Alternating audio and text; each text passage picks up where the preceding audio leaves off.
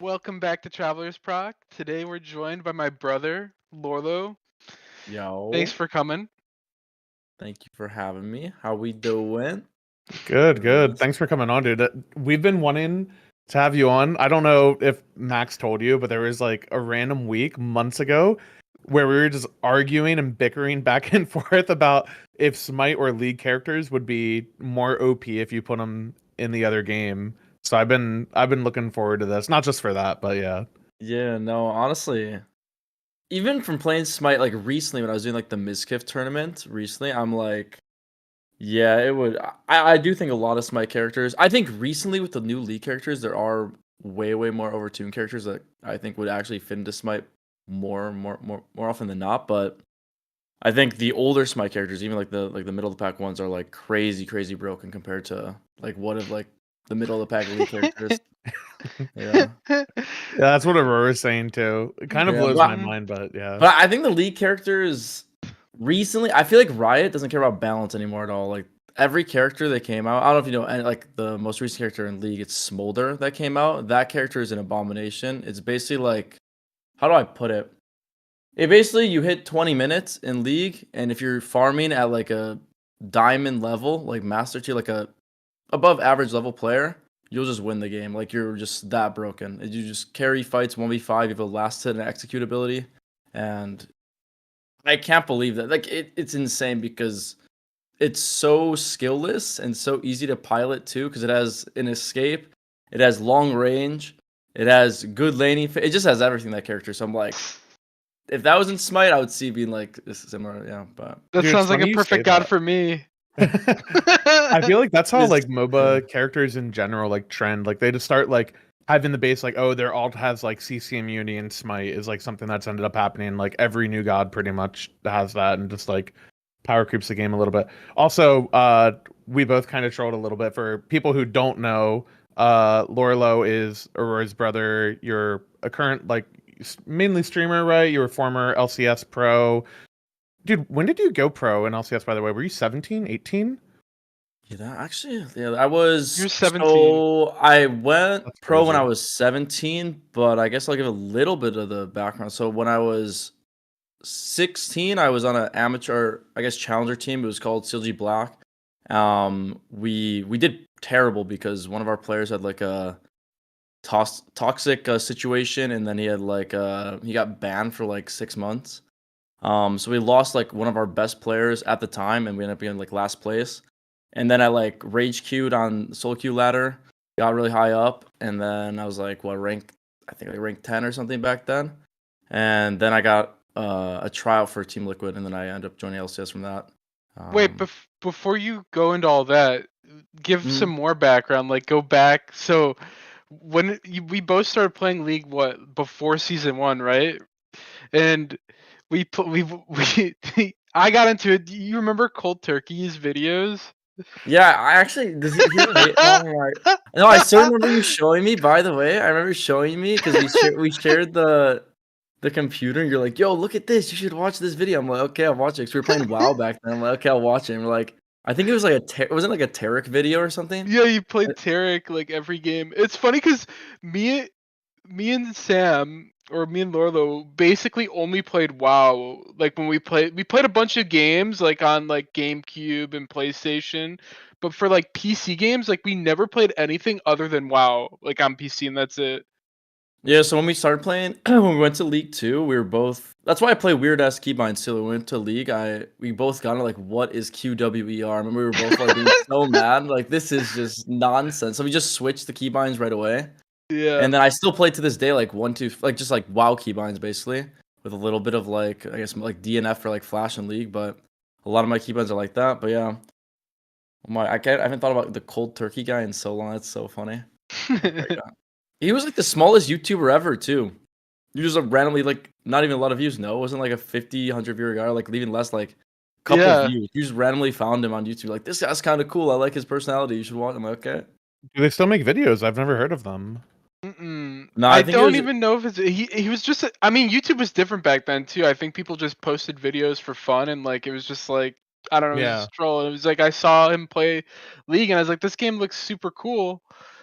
and I showed Sam. But basically, like every time I find a game, I always show like Sam, like both my brothers. Like that's the first thing I do when I find a new game. Like even with like Last Epoch, I was like, Sam, you gotta play this. You'd like it. Gets me addicted, and then I'm gone for a. No, I'm the worst too. I actually try not to play anything anymore because I know how I am too much. Like I'll get into it and then there goes 2 weeks. I'm like, even with Last Epoch, I'm playing it. I'm like, have I even like the Diablo, even like Diablo like hardcore run? I wasn't even planning to get like go super try hard with it, and then I'm like a day and a half behind on like the hardcore race for like that statue thing, and then I end up just getting like top 300 because I sweat for 4 days straight without sleep, and I'm like, well, that was fun, man. but I wanted my sleep, man. But yeah. When did Diablo come out? Was that last year or 2 years ago? I don't even know anymore. Like I feel like everything's just mixed. I think it was a year. I'm looking it up. I think yeah, it it's was something like that.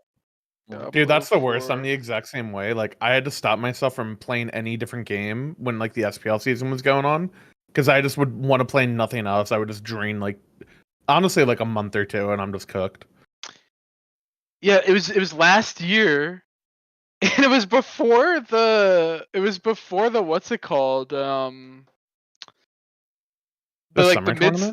mid season tournament.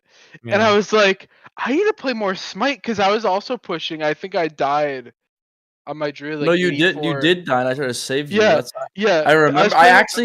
There's never situations in brother. ARPGs where you can save people. I swear, it's like it's so low. But I literally almost DC'd or something. I blinked to him. Then I literally I watched you die in the game. You're like level 90, and I'm losing it. I like. No, I'm actually getting sad again. It was good though, because we ended up winning mid-season tournament. It was probably good that I died. When you died, you just stopped playing it. Yeah, just stopped playing. I was like, I'll play again after the tournament's over. But it was like I need to die and be good probably. So I wasn't even that mad when I died. But it sucked. Funny. Okay, wait. We got off topic, but back to Cold Turkey is where like you found League, and then like even back before that, like do we talk about like when we used to? You probably don't even remember. He's so bad about remembering. Like you gotta go. anything. I am really bad at memory. He's like the worst. I like stuff. Honestly, this is why things like this is good. That's why I've been trying to do more like just talking through things. I just that's the way I process. I just go forward. I just keep going forward and just go next. But it is okay. What are you talking about? What story? No, not even a story, but talk about like, or just think back to when we used to play like games like on N64 and GameCube. Do you remember any of that? Do you remember any games? I just remember the most memory that's coming up right now is when we just sit in your room and we would play a bunch of 2K, and I would be so bad. And 2K? you'd always. I remember us playing 2K. I remember us. I remember watching you play Kingdom Hearts a lot too. You and Josh. That was a bunch of watching that. I don't know. What's your biggest memory? I guess like for gaming, other games. Pokemon. Games. I remember we always played. I remember the Magic releases too. Magic releases always like. Yeah. FNM back then was huge. I feel like that was like the golden age of Magic. That was like honestly my favorite, like still my favorite like arc of my life, I guess. Like that, like 14 to like 16. Sick. It was so fun where we go to like every FNM and play every week. I don't know what like other games. Oh, we play a bunch of GameCube games. Yeah, all the Fire Emblem GameCube games, all the Pokemon releases. Yeah. Mario Party. He used to call when he was like really young, like when he was like 3. I remember I would play Mario Party with him, and he would always call Oreo. He'd always want to play as Oreo every single game. We played. That?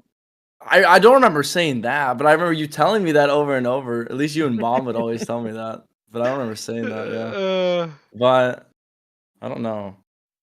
Do you guys remember stuff from when you were like 8, 7, 6, 5? Yeah. I guess maybe I remember a few things, but yeah. Dude, it's funny you say that though. I don't know if this is like an intrusive question, but is your guys' whole family like? I would describe Aurora this way, and it's funny you said like you just move forward with like stuff, like you don't really like you don't think you have a great memory. I think Aurora does, but like.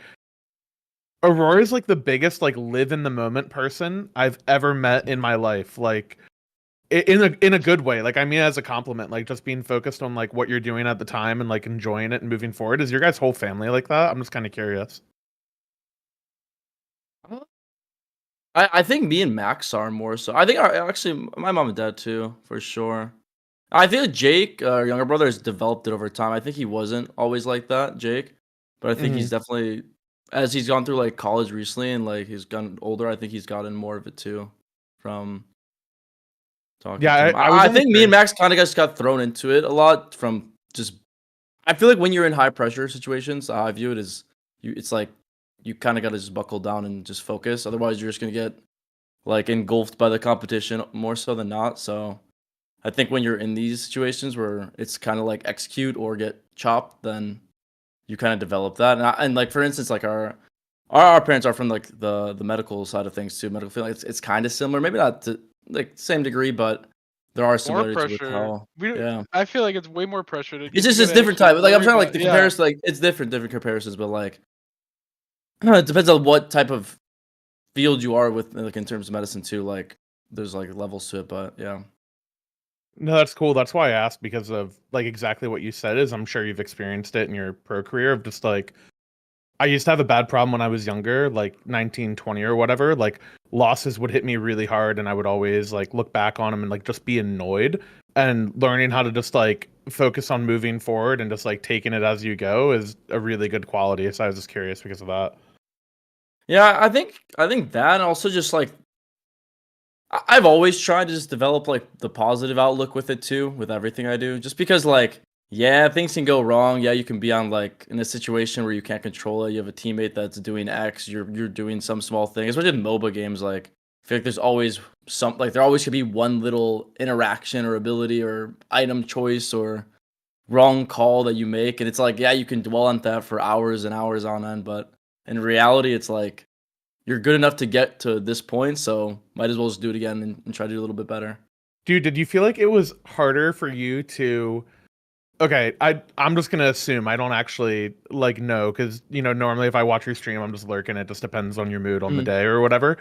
Did you notice, like, did you used to get more annoyed when you first started streaming? Like, let's say your jungler just comes top and just absolutely ints your game. Like, did it used to annoy you more, or does it annoy you more now?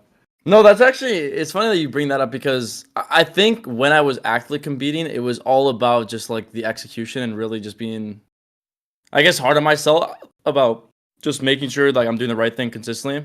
But nowadays, I feel like there's times where I'm serious and I kind of like tap into like that old pro player esque type of me. But more so, I feel like I just aim to have fun now. Like I know I can be that good if I need to be. And it's funny because some of my viewers and like people that watch me don't even realize that I'm like I can be like a top player because I just mess around and have fun a lot of times. So then when I'm like going to like a serious mode, I was like, wait, this guy's actually kind of good sometimes. Like, oh, that's cool. He's good too. So it's kind of like that's also like a bonus. I like see it as like a benefit, you know. It's like I don't have to show that all the time, you know. Like before, I felt like I always had to show that level, but and now I kind of just like go in between of like just enjoying the game for how I used to, and then also going to that level when I want to, and not putting the pressure to always be at that level because it's just a lot. You guys know firsthand too, like staying that consistent and that like good at a craft for that long. It's just a lot. You burn out fast, like, and it's just a lot Yeah. of stress and pressure. It's like. And that's what the I guess like the common viewer doesn't know to the like just the common player, like they don't know how much it actually takes to be that consistent and be actually at that level. But so even just like like saying that and like trying to put it out there is just yeah, it's just different, you know.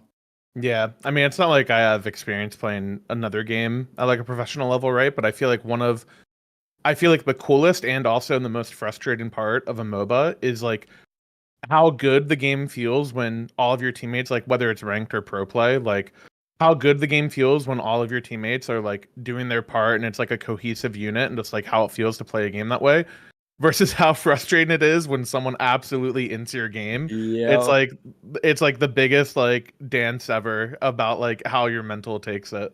No, that's like the biggest preach I've had recently. Because when I went to Europe in March, actually around this time last year, and I compare it because people ask me my check because I was like in Europe and Korea, just like playing solo queue around all over, and they're like, "Which one do you think is better?" And I'm like, "I think NA talent-wise is similar to Europe in terms of solo queue, but Europe always plays to the end, and they always play like really try hard and serious, even when the game is going bad. And to me, like as someone trying to like just enjoy solo queue, or like a player that I'm like looking at that's trying to like come up in the scene, that environment is tenfolds better because they're always giving their effort. Like if one thing goes wrong in NA solo queue, the game is just like, okay, GG, FF, I'm done. It's like, okay, bye-bye. But it's like, then when you're streaming, it's like, oh my God, why am I dealing with this again? It's like you try to have fun with it, but there's just some games that are like miserable. But I've always like looked at like the EU culture for like at least League of Legends solo queue has just been so much more, I guess, respectable than NA. And I hope I try to make NA a better play. I really do. But like, there's only so much one guy can do and other streamers can do, you know? Wait, And I really do try. I want to ask you a question, and we've already talked about this multiple times, but I want to ask you this question on the podcast so you could talk about it a little bit. Is NA ranked in League really good? Because a lot of Smite players tend to think, oh my God, NA or ranked in League of Legends is just so sick. Like it is like the sickest thing ever. Like our rank scene is like so bad compared to the League rank scene. And you were telling me, I think you were telling me that World. You were telling me that recently. Well, I was telling you multiple times, but yeah. But talk to me about the NA League rank scene. Is it as amazing as all these Smite players make it out to be? Wait, everyone, like, I still can't believe, like, I can't believe that. I just can't believe, like, you're telling me that, and I still doesn't make sense. Like, honestly, some things people say to me, and I never clicks in my head. Like, I don't think that'll actually click to me, just because I played the game, like, League. Okay, I'll say this to keep it. I don't know. Okay, so basically, NA solo queue is only good for League of Legends when the pros are queuing, and that was in the past. Like, in the past. Does that sound familiar to anybody? In like 2016, early on, when everyone was because the only reason NA solo queue was ever good is because there was a challenger bracket called like the relegations, and there was like a challenger circuit. So like playing NA solo queue back then had value, but as soon as that went away, all the pros just said like, "Oh, I'm not gonna play it anymore." And then it just became the franchise league. Yeah, it got away with the franchise league in like 2018. Okay, so it's the exact same thing then.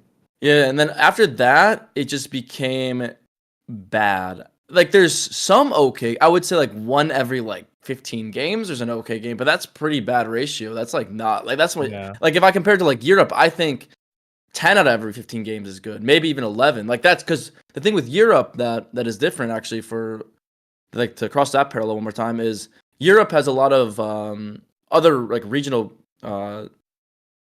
leagues. Like there's like the French league, there's just a bunch of extra leagues for routes for pro players. So there's more incentive to play in Europe and try hard to go pro because there's just more job security. Like if you get high up in Europe solo queue, you have a job. And with NA, if you get high up in NA solo queue, you post on Twitter and people say, XD, why are you playing NA solo queue? It's like, that's actually what it is. It's like, okay, well, thank you for that. There goes my 3 months of time. Thank you for my 1 second of fame. It's like, that's what it is nowadays. While before it was like, you play NA solo queue, people respect you and you get a job as well. But like, that's what kind of lost with NA, which sucks. And it's like, how do you get that back? I'm not sure. Like, maybe it's just the repercussions of franchising and it's just how it be. Dude, it's funny you asked that, by the way, Aurora, because this must have been like 2 weeks ago, okay? It got put on my Twitter timeline. There was a Reddit post about Core JJ in teen rank games, and every single comment, for people who don't know Core JJ, is he still on Liquid? Yeah, he's still on Liquid. He's played Yeah, okay, so he's Liquid champ, support. Yeah, he's a former world champion. He's won like multiple LCS MVPs. Yeah, right? he's like MVP, I think, a couple times too. Yeah. Yeah, so like at least I haven't watched as much recently, but at least he used to be like a 6 support player. And every single comment on this Reddit post is like, this guy does this every fucking day. He just hints every single game. He chooses when he wants to win. He just says FF go next every game. Because okay, honestly, cool. More times than not, even for me, like I've been streaming less and less. Not like I just get fed up. Like I don't want to stream and I'm not enjoying the game. And there's just you play 3 games in a row and it's like people complaining, people AFKing, people running it down. And then I'm like, well, I came in with my competitive mindset, trying to have fun, and then 3 guys just ruined my game back to back. It's like, I guess it how it be. You know, so like stuff like that's like it's like, and then you have more pro players that go through what Core JJ went, and he's like kind of like losing it mentally playing the game, and then more like less and less playing. It's like, damn, I guess our server's just getting worse and worse. Sadly, it is what it is. Is it the same in Smite too? For like the solo Yeah. queue, it's Yeah, kind of the exact same. same. Yeah. Yeah. I mean, Well, it's harder this. Go ahead, Mike. No. I talked over you. My bad.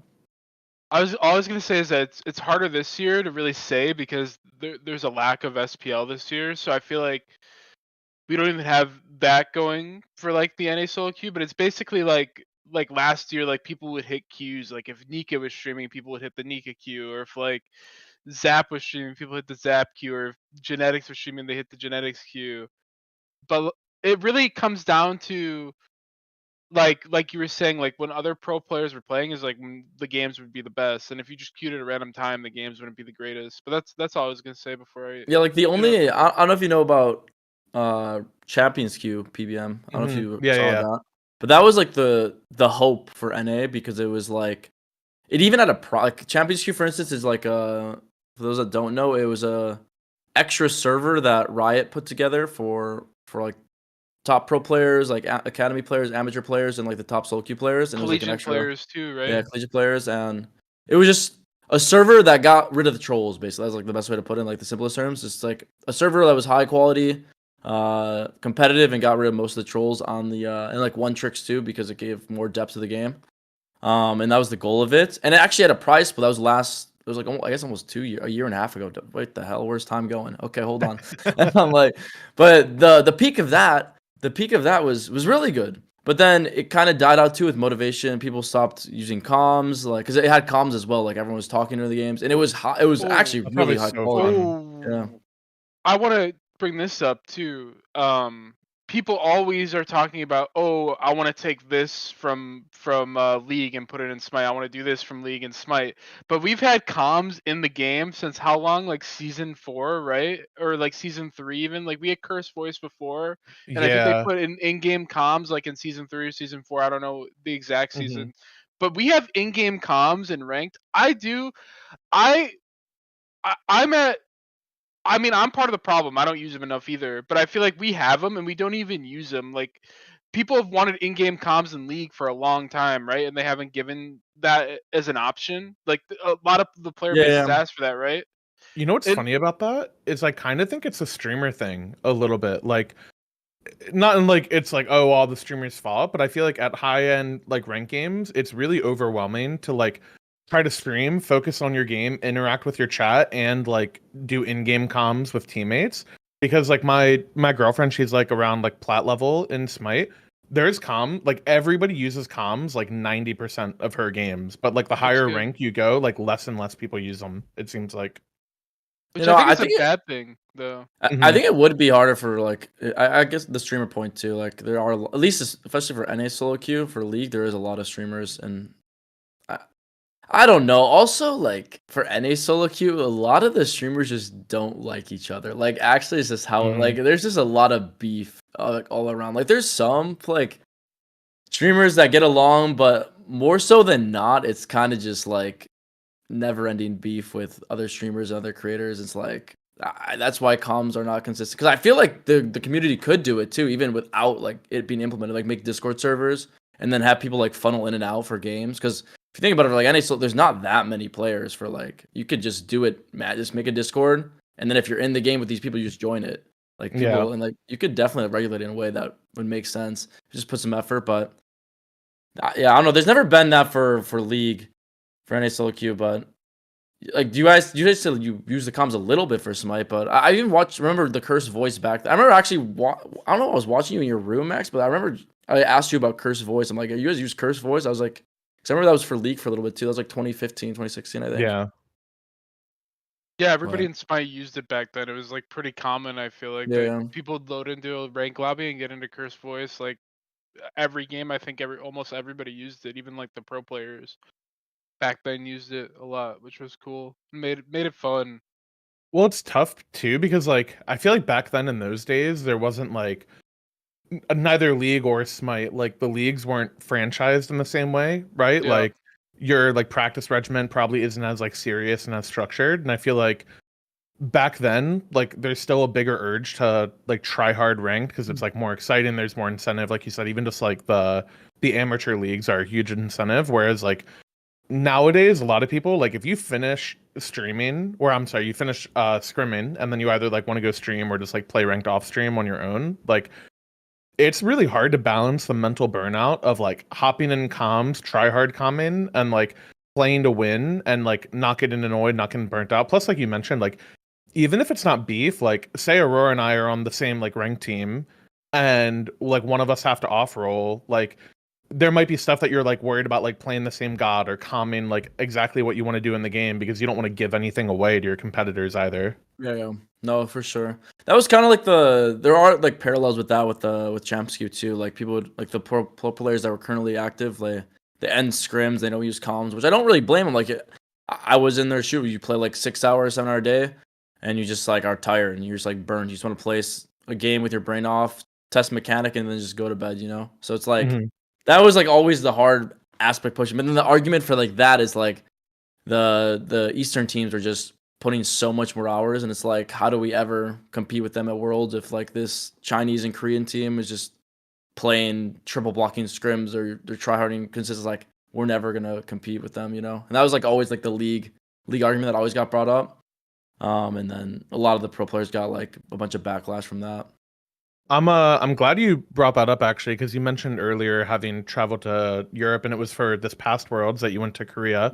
And you were playing solo queue there and stuff. And I was kind of curious, like a little bit less about the actual ranked queue environment and more about like the culture differences, like just esports in like the eastern part of the world compared to the United States, for example. Like, what were some things you noticed or like thought stood out to you?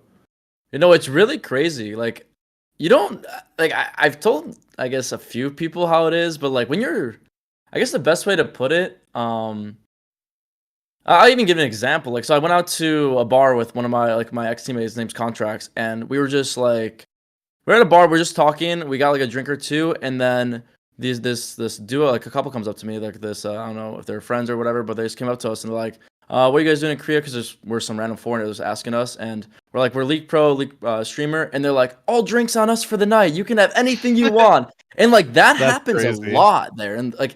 They respect League so much. Like, I was talking to a few like college people too. Like, to put in perspective, like all the college kids in Korea know what League is. Like, it's like the sport to talk about. It's kind of like the thing. It's like the popular thing. It's like the cool kids talk about League there. It's like, really? It's like that's what people talk about. It's like League of Legends. If you talk about League, you're like a cool kid there. It's like, okay, that's cool. Because like even in like the subway stations, they have like pictures of like T1 for sure. Like they have pictures of like T1, like Kyria, Faker up.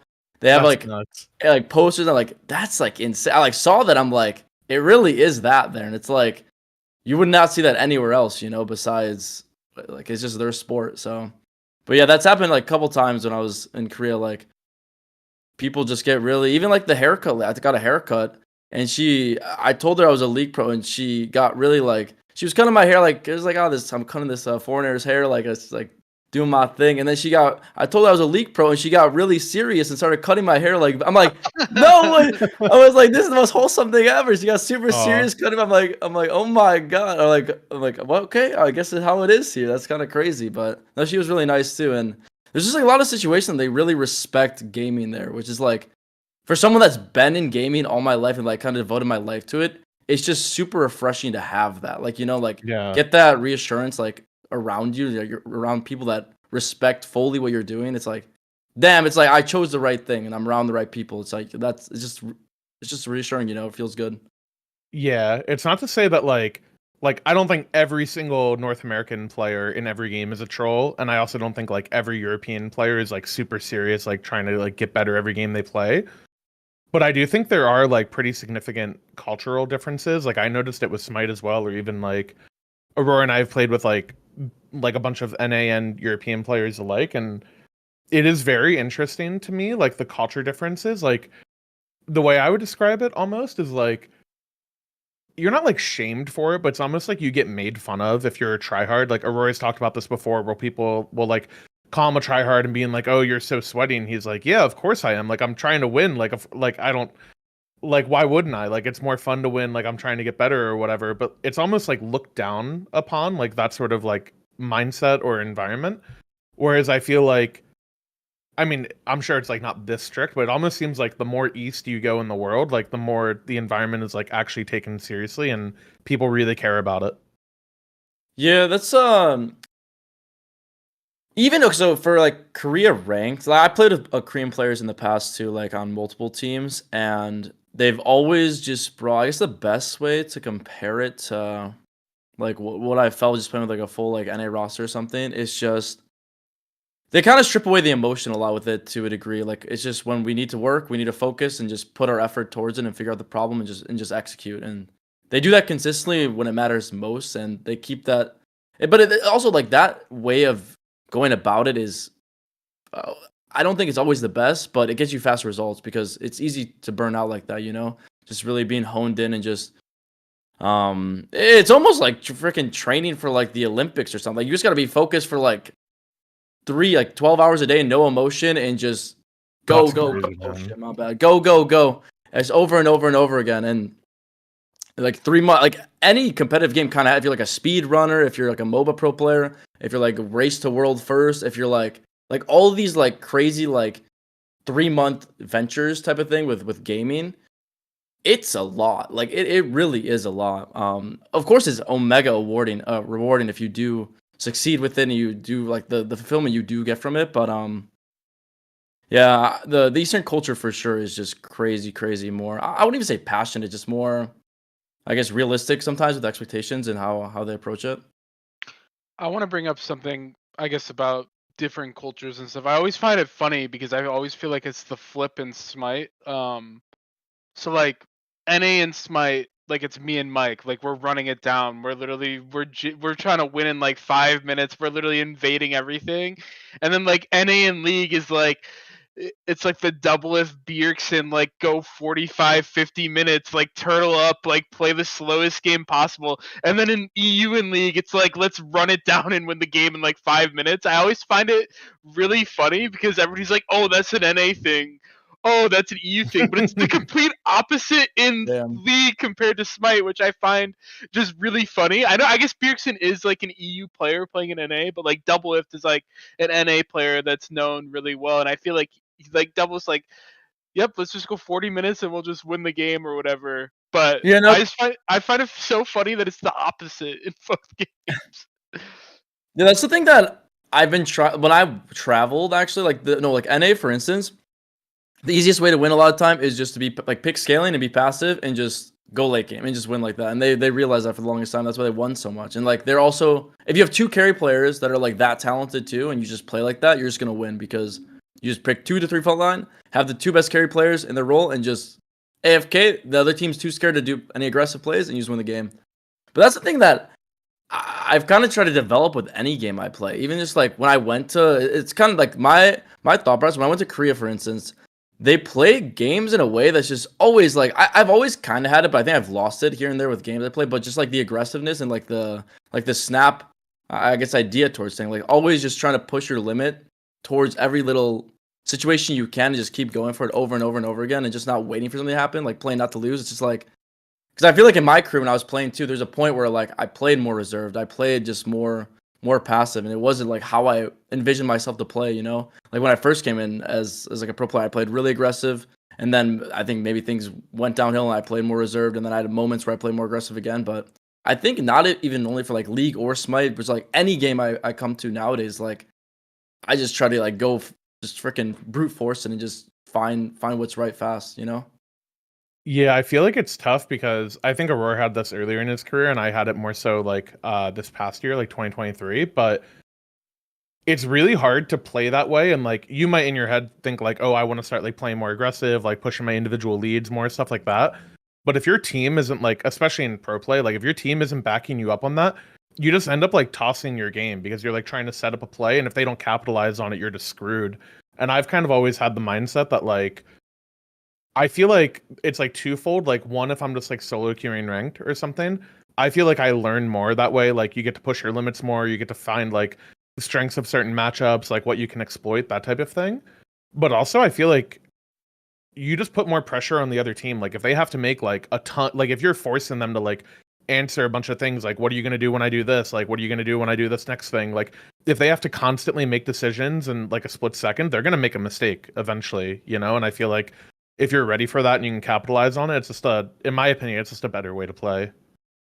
You know, I really relate with that actually, Cinnamon, because I feel like I had the reserved aspect of my career, and then I tried to be more aggressive, and then my team wasn't following up, and then as soon as that happened, I just tried to be more of a leader on my teams, and then I just tried to like shape our culture and identity more, especially in like my like past like last 3 years of playing, and that was like the most valuable thing I think I had happen to me, because after I tried to change the culture and how my team saw the game, then I could play like how I wanted to play and like push my lead in certain ways and like just kind of move the chess pieces accordingly more so than just like trying to brute force it and be like, oh, why aren't you guys following up with me? You know, and then after that you fail, it's like, well, okay, I guess we lose now. Like then you get like internally mad. It's like, well, that's not the right way to view it. You know, it's like you have to like set them up for you to succeed. It's like sometimes it takes a few of those like arguments though to really get the ball rolling. No, for sure.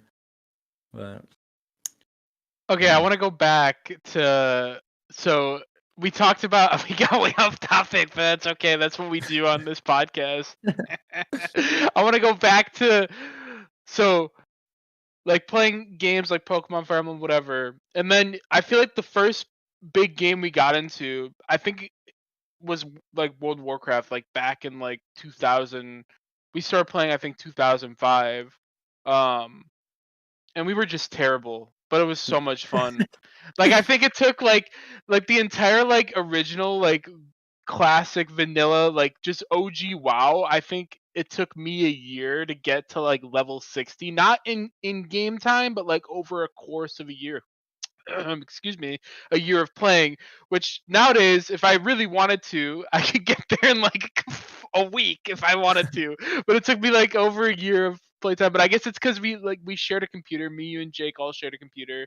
We all had to take turns playing, but yeah, the level of knowledge too was just so different too. That's what honestly I kind of miss with gaming. Not that we're to go off topic if I start bringing this up, but I feel like the level of information and it's just because social media, like the level of information in the world for that you can pick up like any game you play, like you just have so much there. Like even for like the game I'm playing really like Last Epoch, there's like guides and like am I even playing the game? Like I'm just reading this, putting that my game and then executing, which is like it makes it easier if you want to play it casually, I guess.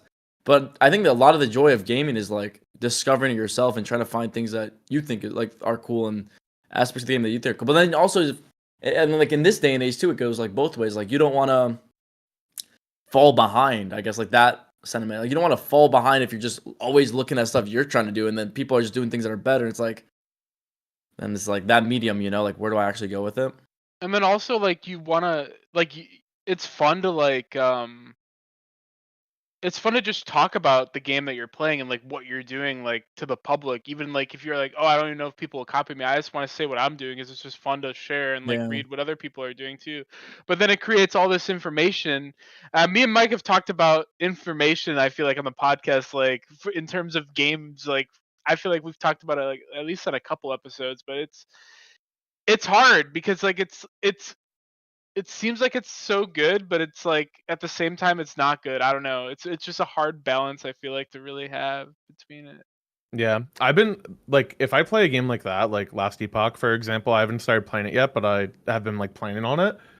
And if I go into a game like that, I try really hard to not read stuff like that because I feel like the fulfillment that you feel from exploring and like figuring stuff out yourself, it just is like it's just a better experience in my opinion. Like just for what I want to do, I think when you get into competitive games, it's a little bit harder. Like in like if you're trying to like really win or you're like trying to climb the ranks in a game, you're almost like trolling, not looking stuff up because there is just like I feel like the difference between like when I started playing Smite, like I feel like it was so easy for me to learn because there are people who at the time were already playing it for like 2-3 years. And I'm just like, oh, I get to learn, like they're telling me everything they've already learned, and then I'm learning with them. Like the barrier to entry is just so much less, and it's just so easy to like jump in and like start from where they basically already are.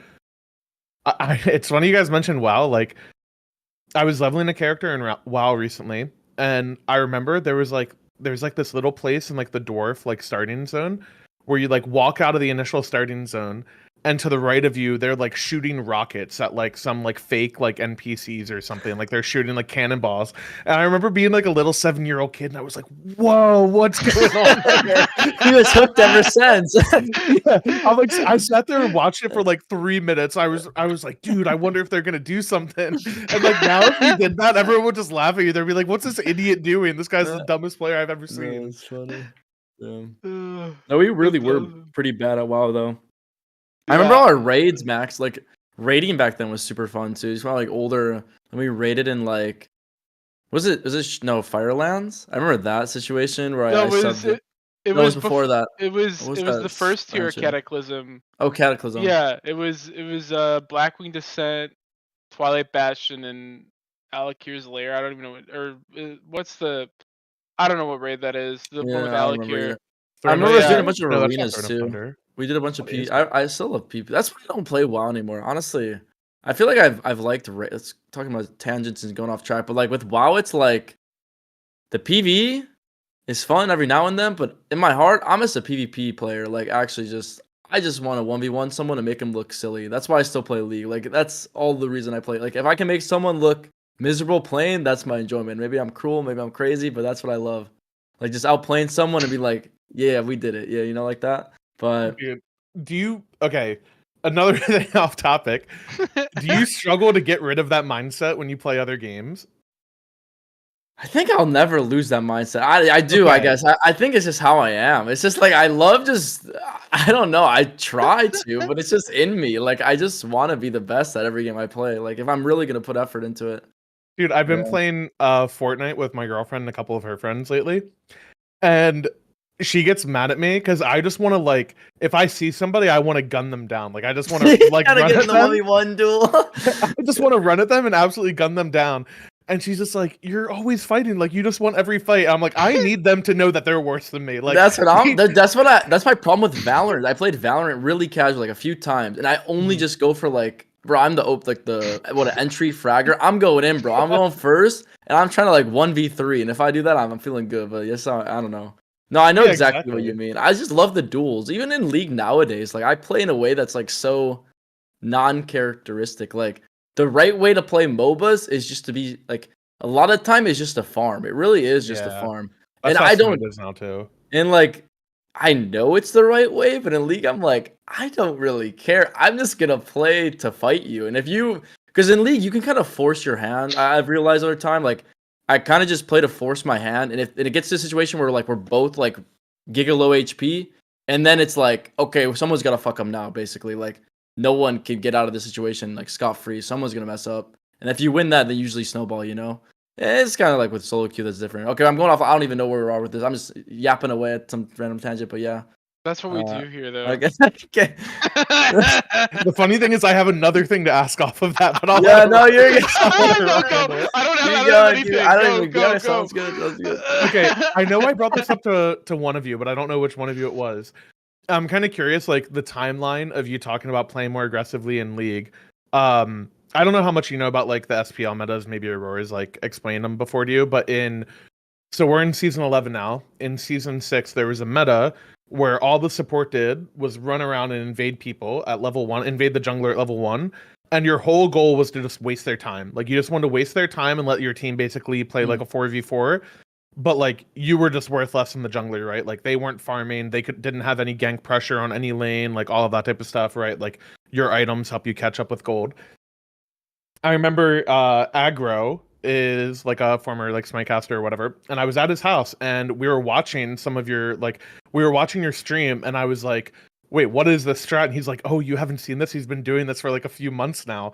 And we went to your YouTube, and it was you were doing a strat where you would start top. I don't know if you left at like level 3 or what it was, but you would start roaming the whole map, and you were just trying to grief everybody else in the game.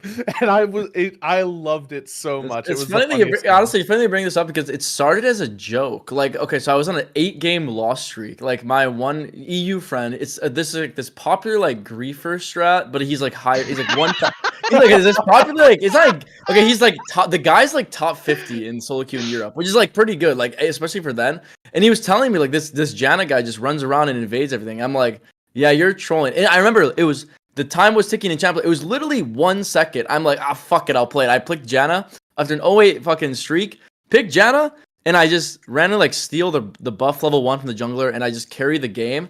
And I'm like, wait, this is kind of good. I'm like, I could do something with it. And then I got really, like how I am, I get really obsessive once I feel like something could work. And I put a lot of effort into it because the other guy was in Europe was doing well with it, but I really like tripled down with it and just became crazy about it and started playing different champs with it and made it really popular in NA.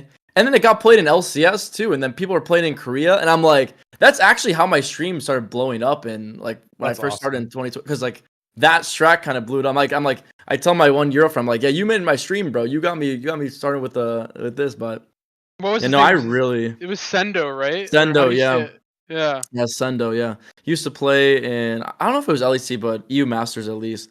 But no, he's a cool guy. He always tries to like think of like crazy strats and innovative stuff. But yeah, it was basically how it worked. To give the gist of it is, so there's objective bounties in League of Legends. Basically, if your team falls behind a certain threshold of gold, you can come back easily with objective bounties. And also in League, there is a support item that anyone could buy, and it's just proximity. So if I'm hitting a character in proximity, I'm getting gold.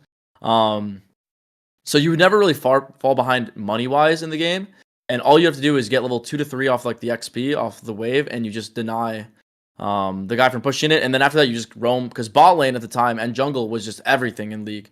Like it's different meta now, but if you just punish bot and you punish jungle, you're just like your chance of winning the game like statistically is just probably like 70%, and you just do that over and over and over again. And I also did play it in Champions Queue with all the pro players, and like we're winning games. They were banning 5 supports versus me in the pick and ban. I was picking like a 6 support character top. It was pretty hilarious. But no, that was a good run. I really enjoyed. I don't know, that's like the beauty of gaming that I still will always love. Like you just find something that's crazy good, make it your own. Because like that's what I still try to do with. That's why I still play League. Like there's like the meta obviously, and people are going to be good at specific things, but it's when you really take something, take a pick, take a situation, and just up it by like ×2, and then people really look at it with like a magnifying glass. Like, damn, he's doing it like this. I didn't think about it like this. Like that's a really cool aspect of, I guess, MOBAs that you can really take to another level.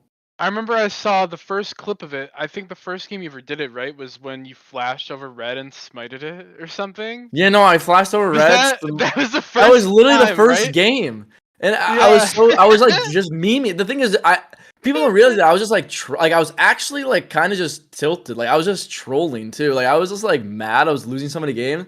So I'm like, and then I was like 800 LP, which is I don't know equivalent for Smite, but I was like pretty high rank, like top 100, and then I dropped all the way like because people were griefing me. They're like, "What is this guy doing playing stuff like he's?" They didn't want to play.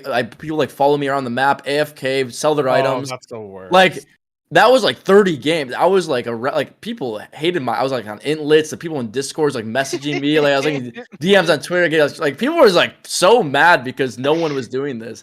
And then it got played in LCS, and everyone's like, wait, wait, they're playing L. What? This guy wasn't trolling, I guess. And then I played in Championship. Like wait, and then the pick rate went up to like 15%, and then the developer, like people from Riot were messaging me like, how do we nerf this? Like they're literally DMing me on my stream like, how do we change this? And I'm like, that was like the biggest ego boost. I'm like, these guys are literally asking me how to change the game designers asking me how to change their game. I'm like, I don't know, man. You put it in, I'm just using it. Let's go.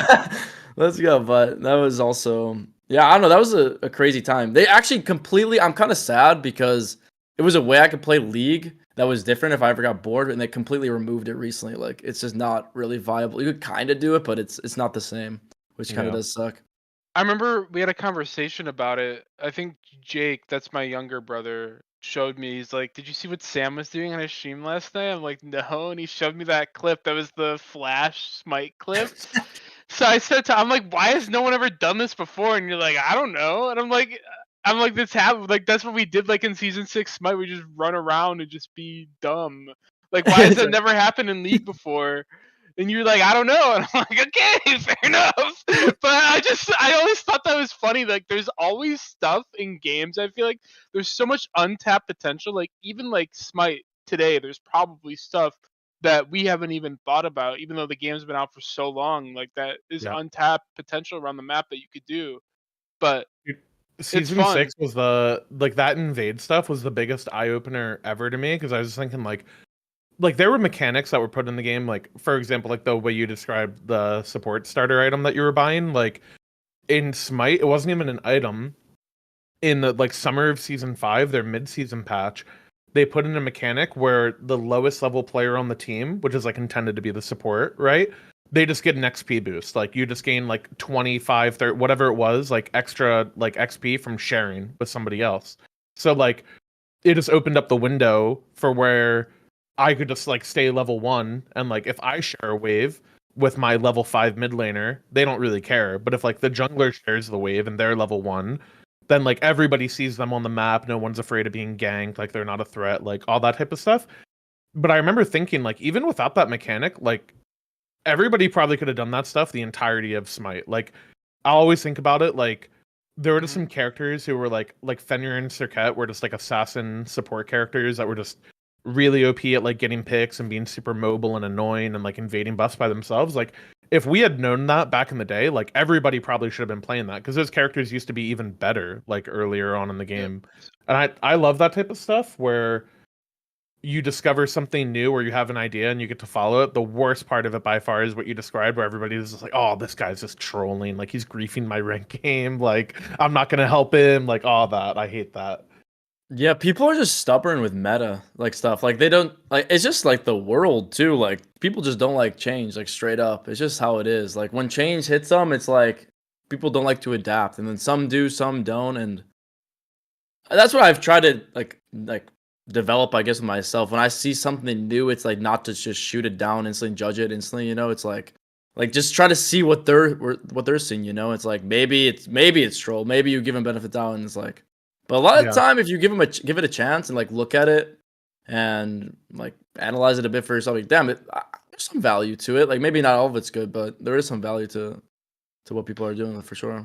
Even yeah. Okay, I want to go back again. Okay, so, do you guys have anything else to say before I move away from what we're talking about, or no, you're good, Mike? No, do your thing. So I want to go back to like wow, like we both were saying we're so bad. We played. I think the end of Burning Crusade. I think I joined a pretty good guild, and they weren't great, but they were killing like some raid bosses finally. I don't know if you didn't really play that much, but I think in Wrath I was in a pretty good guild too. That's where I met my one friend Jim. I still talk to him today. I went to his wedding and stuff. I've known him since Wrath of Lich King, like 2008, 2009. I remember I was in high school in Wrath. I remember I had basketball practice it was during Old War, like the original run of Old War, and like not like this past run of Old War, but it was the original run of Old War in Wrath. And I had basketball practice and I didn't get home until like 8 o'clock, and like raid started at 7. I remember, do you remember when you used to raid for me for the Yeah, you first half of told me. Old Honestly, War? I remember a little You bit, but you told me I rate. I remember this story. yeah, So you tell me I rated for you, and I'm like thinking, I'm like, I guess I did a little. you I did remember that for like playing. 2 months. I Like remember when I like was trying like to the change your entire keybind. basketball season. Yeah, I can't. Oh my, 2 months, man. I was Yeah. a grinder. Yeah, that was a grind. What the? Wait, Yeah, but how? you basically, and they never knew. Like, if you played on my guy, and I would get home, and we'd be like halfway through Ulduar, I would just be like, "All right, thanks," and then you just get off, and I finish it. But you do like the first half of Ulduar for me for like 2 months when I was like doing basketball, which I thought was really funny. No, that's But funny. No, I remember. I remember like a little bit. I don't know. I just have like memories like that with WoW and stuff. I'm like, do I remember? Maybe, but like I have to really think about it. But I want to Yeah. go back even, I guess, before, like, for a thing with you in Burning Crusade. This is where I realized, like, you've always just been good at games, like no matter what, like any game. Like you always bring up like Neil as like a person who picks up a game he's pretty good at. I feel like every game you pick up, Sam, you're always pretty good at it when you first play it. Like at least better than average. Um, Better than me by a lot usually. Whenever Yeah. we play a new game, like I'll show Sam a new game and he's just better than me instantly. I'm like, okay. Well, you know what's funny? It's Like like, you're saying yeah, better than average, and yeah, you're literally like a pro player at a game, so you're already better than the average people. Like it's just nuts to me. Like just I don't have that quality at all. Like I have to like grind a game to get good at it. Like I always Yep. laugh because I play games with Best as well. Like you and Best, Sam, are always you pick up a game and you're just good at it, and I'm just sitting there like, what am I doing? Yeah, no, there's like things. Still to this day, there's like some. It's just like it has to. I think with games, it's like, something has to click in, and then when it does, it's over. That's how I feel. Like even with like Last Epoch, like I'm still trying to get the gist of it, but like a lot of it, I understand. Like I play other games like that too. Cause I'm just comparing the most recent game I've been picking up, but like I still don't understand like the analytical stuff and like how to like build my character. But like I've always I think just been mechanically good at games. Like when it comes to like the mechanics of games, I can usually execute. I think it's just the spots where I struggle the most is just like the numbers and like breaking that down, that aspect of it. If I have someone that can help me with that, then I feel like I'm untouched. Like if I can have someone helping me in that regard and like breaking that aspect down, and then I just do my thing mechanically, then I'm in a pretty good spot if with basically any game I play. And also I think since we've both just like played games from such a young age growing up too, I feel like that is just an inherent strength too. Like playing so many different games and trying to get good at so many different games, you just kind of get the feel of like how a game is gonna be at the start. At least for me, like I kind of know like where it's going at the beginning, what I need to do to adjust, and then you kind of just fine tune that with every single game. It also is like similar with genres too, like MOBA games. Like for like the Smite thing too, people thought I played. Like I noticed another MOBA, but people thought I was playing Smite so much before that misgift. I don't know if you know the misgift tournament situation, but I didn't really play much at all for that either. Yeah, like I practice. Everybody's I like, played in he's been playing every day or something, and I was like, no, he's not.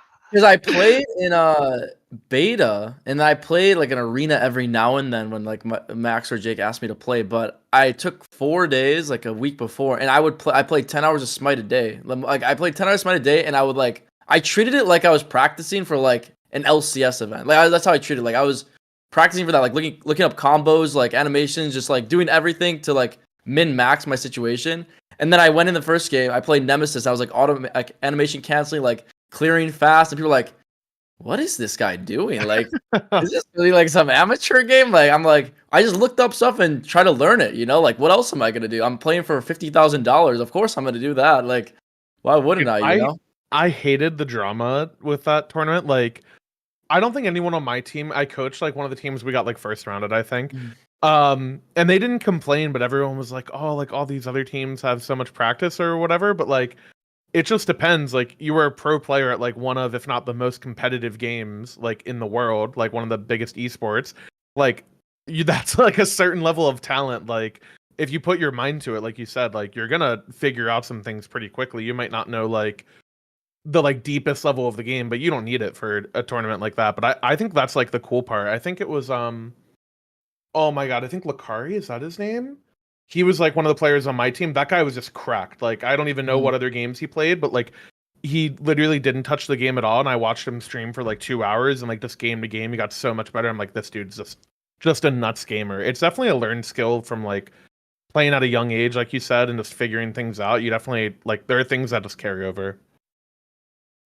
Yeah, no, for sure. Because that was like the first like because I didn't really play that many other games or like learn like about other games for a long time until that tournament again. Like I wasn't really like practicing anything other than League, I guess, is what I'm trying to say here. And then that tournament was like, wait, if I put my mind to a game like this and just put like a week of time and put efforts, like I guess I really can be good at another game really fast. Like it kind of like gave that reassurance to me, like because I haven't done it in a long time. You know that mini tournament for Smite was so fun. It was actually so much. I had like the most fun learning Smite or just like any game in like probably the longest ever. Like it felt like relearning League almost and like putting that effort towards it. I'm like, it was super rewarding. So even though there was all that drama with the misgifts, I still had so much fun doing that. And yeah, I thought it was a ton of fun too. It was It super was sick. fun. Everybody on our team wanted to practice like from day one as well. I remember like even like Stans and I think Katarina were like the other people on our team, and they're like, yeah, let's practice every night. I'm like, okay, I'm down. That's awesome. But it was fun. I had so much fun like that entire week. I mean, honestly, that entire week was so fun until the tournament, and then there was like all that drama around it. It was like, oh my god, come on, bro. Yeah. But it was still fun though. It got so much hype too. Everyone was watching that tournament. It was like it was actually so popular. I was like, because I expected it to be popular, but like it was a lot of eyes on like I don't know exact viewership, but it was pretty crazy. Oh shit. Yeah, it was very high for sure. Yeah. Okay, but sorry. So I want to go back to Burning Crusade really quick too. I think the first time I realized that you were like good at games, like better than me, like just from the start, was like when you got 2000 arena or 2000 rating in arena on your hunter. And I always saw like glimpses of it too, like leveling up. But you got Oh yeah, I do you remember played with that this. random rogue. No, I do remember. Yeah, the When rogue. you The got like random rogue. 2K, and I I was don't like, know what I was can even never, doing. I Yeah. was always going to like, I would get like 1300. Like you used to start at 1500 rating in arena, and like I would always be like under 1500. I was garbage. Like I had no idea. And I literally remember coming up like to. I think we were still playing the computer room at our house, Yeah, right? literally, we And still I share walk the up there, and you open up your you open up your like arena profile where it had like the 2v2, the 3v3, the 5v5, where you can see like your 3 teams, and your 2 says like 2000. I'm like, wait, what? 2000? And you're like, yeah, we've been winning all day. I'm like, holy cow! And I'm literally like, That's I'm funny. bad. And it was like you 2000, and I was like, That's holy. funny. You But guys remember how old you were back then? I was it was really so young. it had to be, so that was Burning Crusade. Cataclysm I think was 2012. Here, when Yeah, was because I'm Burning trying to remember Crusade? how old I was. I feel like I was like 10 years old in Burning BC or something like that. 9 I or Crusade. was 10. like, I think BC I was like 7 or 8. I'm pretty sure. Burning Holy Crusade. crap, dude. Okay, That's two, insane. 2007 is when Burning Crusade came out. It was probably like season 2 or season 3 of Burning Yes, I was Crusade. So 8 probably or like 9. it was probably Probably. 2008. So That is insane. yeah, you're probably. But yeah, 6, yeah, I was 8 years old. Yeah. yeah, it's like 2008. But I don't know. I remember used to fight. There's the funny story I always tell people where we would always have to share the computer, and me, you, and Jake would always be fighting. Cause Jake even played. He was like 5. He would also play, and Jake's still like the same thing too. He would just make a guy and play it and level it to like level 12, make another guy. And Jake The would just Jake like classic, level. just leveling a new character over and over. And not Jake, like on his retail account, like he always has like a million, like whenever he plays WoW, he's always like, yeah, I got this guy to like level cap. I'm like, holy cow, like I like only playing one guy usually, and Jake Yeah. has like a million characters at like level cap. And there's a funny story though where you probably don't remember this either, but we'd always fight about computer time because we'd always want to play. I remember really fighting about computer. that. No, I definitely remember that actually. You remember the time where you used to write it down too. Yeah, with the Guitar Hero guitar. Oh yeah. Guitar Hero guitar in the computer room. And I he remember almost that broke too. my arm. Yeah, we were like battling. I literally hit. Boom, and he's like, "Yeah, it's my turn." I'm like, "Oh." I literally just starts hitting you with the guitar. Wait, speaking of, not to skip over that, but Guitar Hero. Wait, did you play PVM too? Guitar Hero. That little was a bit, yeah. classic. Yeah, I remember playing Guitar Hero so much. I remember. Did you play too, Max? Guitar Hero. You did. Yeah, right? but that was another game that you were just good at. That I was always like, I could always only play like on I'm medium honestly hard that mode. game. It's just And it was like DDR 2 is another yeah, because game. it was where all you were, like- mechanics. Like those games, I Yeah. always loved. It was all mechanical stuff. It's just like either like your hands or your feet. It's just all mechanical. So I've always loved games like this. Like no brain mechanics for those. And then I don't know. I feel like the brain aspect I've gotten better at over time for games too. But like Guitar Hero was so fun. I don't know. There was Did you play in Halo sports growing 2. up a lot? Say it again. I'm sorry. Did you play a lot of sports growing up as well? A little bit of basketball. I think to this day, if I played basketball, I think I would have been a good point guard. That's actually what I think. If I actually put effort into it, I think I would have been a really good point guard. Yeah, if I I was just curious played because you said basketball. like any just like mechanics like Guitar Hero with like your hands or something. Like I feel like in a weird way, hand-eye coordination, which is like normally like you learn it a lot from playing sports as a young kid. I feel like it actually translates in a weird way towards gaming. Yeah. You know, I guess we did grow up on sports actually. I didn't like play like for teams, but I did play like a lot of sports growing up, like just casually, like with my and my middle school friends, and we were always doing something with sports for sure. But I didn't play like high school, or I just played like middle school stuff, and then Yeah. I was just curious. There was like, it's funny, like do you guys? It's the two of you and Jake. It's the three of you guys? Yeah. That's it, right? Mm-hmm. Okay. Because I had the same thing with my brothers. I'm the middle kid, right? And my older brother and I used to argue over computer time. We were playing WoW, and I did the same thing you guys said Jake did, where I would like level a character to. I remember, dude, my first WoW experience. Okay, I remember leveling. I was a troll mage. I remember leveling, and I was like level 5, and I looked in the trainer to see what I was about to learn, and it was Scorch. Was like the next thing I was about to learn, right? And like the icon for it was like your hand with like a beam of fire shooting out of it. And I thought I was about to start shooting fire beams at people. And I remember I was so pumped. And then I got the ability. I hit level 6. I got it. And then it's just like a little like it's like barely an animation. I was so sad I quit the game instantly. I was so sad. I'm like, I'm leveling a different character. I can't do this. But I used to be like, maybe I was the instigator a little bit, because like my older brother and I would argue over the computer, and my younger brother played a lot of like Nintendo games or whatever. So if my older brother kicked me off, I would kick my younger brother off. Then my younger brother would go to my parents, and then they would kick me off of it. And I'd go annoy my older brother until he would get off, like back and forth, back and forth. And they ended up just saying, "Screw it, we'll just get him another computer," which ended up to it was dangerous at the time, but it worked out. So good move by them. That's awesome. Yeah, remember we tried to. Oh, go Max, go. No, you go. I don't even know what I was gonna say. No, go. You remember we were trying to? You said. We were trying to like write down the time for like when we played on like the plate. That did not. And then no one followed it. It was like the worst. It's like we're gonna basically clock in. Like I'm gonna clock in for 40 minutes, and then okay, well I'm in a dungeon. Well, okay, well I'm going overtime, and then everyone's just mad at each other. I remember stuff like that happening. And then I'm like laying. I remember laying on like the desk, just watching you play for like an hour. Like, and you kept saying like, hold on, one more thing. I'm like, yeah, one more thing. That's what I would say too. I want to keep playing. I'm like, okay. Oh my god, I still remember that. We were just it was me and you just battling. Jake never played at that point. Jake played a little bit. I remember played, but we were just greedy. We just hogged it. Yeah. Poor Jake. Jake would just watch us play. We would all sit in the computer room and just whoever's on the computer, we just watch play. And then Jake, I feel like the only time Jake would ever play is if me and you were both gone for some reason. He was like home. And he'd be like, "Okay, it's time to level another guy to level 10." Number 10. Yeah, I remember I would log in like the next day and I'd see like 3 new characters at level 10, like just on our account. I'd be like, where the heck did these characters come from? And I was like, oh, Jake probably was playing. That's funny.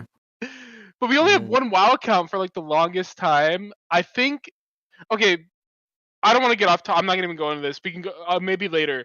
But I want to go back to the arena thing was like the first time I saw you like just owning any game, and then fast forward to like 2010, like 2009 was like Wrath. I remember you helped me, and you were just good. So like I was in a pretty good guild then. Like we were like pretty good on our server. I think it was Wildhammer. I think the guild was Incarnate. That's where I met my friend Jim, and Sam was like good enough to just play and like sub in like if I was at basketball practice or whatever. So I never missed raids or anything. So I was OP, and then. Fast forward to Cataclysm. That's when like I made my first guild like later on into the first raid tier, and I think you started playing. And this is where my mom and dad would always get mad because we would want to raid. Because like raid times at night were like it was like 7 to like 10 or something, or 8 to like 11 or something. And like on a school night, like that they're like this is not happening. And they get really mad about it all the time, I remember. And I was like, oh my god. So we tried raiding for a little bit, I remember, in Cataclysm, and then it just never we ended up doing really well. Like you subbed in, I remember you played a rogue originally in our raid group, and we killed like heroic Halfus, and we were like the second or third guild in our server to kill that boss. And then like you had to stop playing because mom got mad at you because you were younger, and like she's like, you need to go to bed earlier for school. So you're like, okay, so you stopped playing. And I remember we lost one of our healers, and you had a paladin like in all leveling greens that just hit like, what was it in Cat? This is actually like the main character. This is actually such a good story. This is so good. I like this story. Yeah. Yeah, I was all green. Yeah, so I remember, I think our healer's name, his name was like Hellboy XX or something. It's like the most random story. He was a really good paladin healer. He like knew someone who worked at Blizzard and he was moving to Europe, and like he transferred his character from NA servers to like European servers. I don't even know if that's possible today that you could even do that. But he had like a connection with Blizzard that he knew someone. So he's like, yeah, I'm just not gonna be on. I'm gone. Like, I'm sorry, I'm leaving. So he left like a day before like our raid week, and our guild was like, back then Cataclysm was like a 10-man guild only. And It's like way hard to get replacements. So I feel like in the yeah, moment, like at that time of like gaming too, like because the people you had in your guild was like you're kind of just relying on because like I feel like now you can just probably get a replacement really easily for a lot of games, but it's easy to get someone out of trade chat probably like too, and like WoW especially now that like can do good enough maybe to like do what you're yeah. trying to do. Even now though, like for Mythic, like we were doing heroic, which was like the hardest difficulty. Like it's hard to get someone out of trade chat to do Mythic.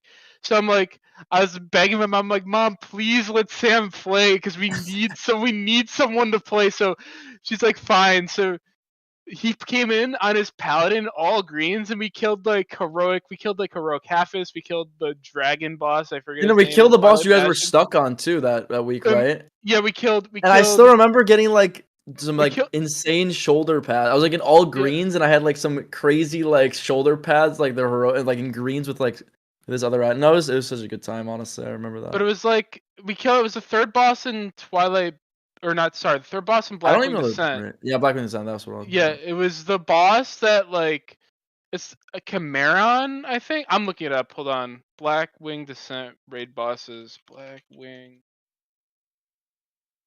I know exactly what you're talking about. But I don't know bosses. the boss either. I don't know what boss it is. I'm gonna look at the bosses really quick. Hold on, I'm pulling it up. That was with The Eidolon too, bosses right? were, yeah, that was with Eidolon. That was with Eidolon Magic. I've lost touch with them. Those guys were, I love those guys. They were amazing. They were like some of my greatest WoW friends. But okay, I can't remember. I can't find it right now. I'm not gonna find this, but I think it was Chimeron. I think that's what the boss was called. It was the third boss that you would do. Like you could do like there's like Maloriak that we never ended up killing. I think, and that's when our guild. That's when I ended up transferring. I think to a different server and joined. That's when I joined a really good guild for like the first time ever. It was before that, but no, yeah, that was just a sick time you came in, and like everybody's like, "Oh, our guild's doomed. Like it's just over. We lost our healer. We're never gonna be able to find another healer. Like it's It's the just ringer sub. GG." And then he just comes in full greens, and we kill like every boss. Like we one shot literally every boss. Nothing goes wrong, and everybody's like, "Okay, we're so back. Everything's good." It was so funny. Yeah, Um, it was a good one. but yeah, that was fun. I think that was the most fun I've had raiding like ever. It's funny because that expansion was like the biggest roller coaster. Like that was like peak WoW for me. And then like later on in Firelands, like I joined like a top 10 like US guild, like crazy tryhard, like 5 days a week, like raiding like 3 hours. I remember it was like the first good guild I joined ever. Wait, your I mom didn't care about that? Well, I was older at this point as Oh, well, okay. because this was like I was like I think it was a sophomore in high school at this point. It was when we were younger is when she cared more, and she cared like because I was in high school. I guess she didn't care as much. She cared more about like Sam because he was younger. He's 3 years younger than me, so that's why she didn't let him raid as much. Um, Yeah, that was but sixth, seventh grade. Yeah. yeah, but he didn't join this guild with me. I joined it myself, but this was like after. Um, But regardless, I remember that was like peak WoW, and then I joined this top 10 US guild. I exford with my guild of like 20 people. We all like joined the guild is 20 of us. I was the only person they kept out of 20 people from my guild that we all exford over. So I was literally the only player they kept. So I literally lost like all my friends that I was playing with, and then I was just with like these like ragers, and I was like, this is like the worst type of people in video games. Like that's why I always look at like WoW's community, like the top end like WoW community is like the most toxic, like over League, over Smite. Like I've played like all these games, like I guess like at a pretty high level. Maybe not League as much like in the recent years, but when I first started playing, I thought I was pretty good at League. And was by far the most toxic players like at the top. I feel like it was awful. Dude, super elitist too. Like toxic Yeah. and Yeah. very elitist and like very gatekeepy. No, But I remember true. it was like we had that, and then I was like right back to the ground. Like I'm never raiding again in a serious environment. And that, like after that guild was like after Firelands tier, it's like I'm done. Never joining a mythic guild. But yeah, that like that moment too was like, oh my god, he's just sick at games. And then I think 2009 was when we found cold turkey, which we were talking about at the beginning of the video or the podcast. Sorry, and cold turkey is like a YouTuber. I'll try to find a But video it's after crazy this. that was still 2008. The cataclysm. Now I'm thinking about it. Wait, Yeah, that was 2009. I think I didn't even play that. Okay, I didn't even wait. play League yet. That's like So what? so 2009 I started watching League when it first came out, but I didn't play it for like 6 months. I literally me and Sam would only play WoW, but we would watch Cold Turkey play League. It was like the weirdest thing ever. And I don't think we started playing League until like sometime in like 2010. And we started playing League. I remember like what ended up happening to us is we played League and we'd like play it a lot. We'd have a lot of fun, and then we go back to WoW, and then we go back to League, and then we go back to WoW, and we do like this dance where we go like League, WoW, League, WoW. Like every 2 weeks, we were like flip flopping like the game we're playing, and I think I flipped like with the hardcore guild and WoW. I flipped to WoW more then, and that's I think when you started playing League like a lot more than I was playing or than WoW. So you got into League, and I remember I would start playing League again after that guild because I was like, GG, this is over. And you were like just a beast. Like he would literally win like every single matchup. I think we used to play like Teemo Singed bottom lane. Like We played this the was most troll stuff too. It was so funny. and ranked. We got to like plat. Like that season of League ranked was like peak MOBA. I feel like because Well, like the original release, you're saying, right? When it first, I remember rank original came out. like season When one first rank. rank came out. Yeah, It was so hyped yeah. when it came out. Because there was no like support like ADC or support like There was and just no meta. It was just ADC no because it's meta League. at all. There was like it was just like you're just throwing gods in this lane, you're throwing gods in this lane, someone's going smite and running around the jungle and like smiting stuff. Every once in a while, like nobody knew what they were doing at all. We were literally playing like Teemo Singed bottom lane with like what clairvoyance? Was clairvoyance no, not clairvoyance. What was the Clarity, but people did clarity. yeah, Clarity, clarity. yeah, it was like clarity heal bottom lane. Like that was like It's more sustained. It's like you mana. Yeah, it's literally like full mana bar. clarity was like mana, and then heal was like just heal basically. So it's like we were like make your own meditation basically bottom lane. Like one of us, I'd be like Singe with clarity because Singe would go and then you'd be like Teemo with heal, and we just like own every single lane. Dude, we just never want a base. We just keep fighting. That's why we just use it to stay lane longer. Get a better base. That was good. It was so and fun. then we played Teemo, or not sorry, or Annie Tristana and like we did that Blitzcrank. Tristana or T. Yes, we played Annie Sin, Annie Blitz. Yeah, no, we played like. And then I remember the strat where you would walk up in mid as Teemo, and I'd play like Singe mid, and I would like get fling at level 1, and you would sit in the middle of lane stealth, and then they'd walk up to the wave, and I'd fling them, and you'd just be Teemo in mid lane coming out of your passive, and you would shoot them down, and they get first blood. It was. Do you know Teemo in League PBM? Do you know his basically what his stealth is his passive? If you just stand still for 3 seconds, you just go invis. So you would go, you'd walk up the middle of the lane before it started, and you just be invis in the middle of the lane, and then they would just walk up like no one's there, and then he, like that's awesome. Just blinks at someone, flings them, we just kill them. Yeah.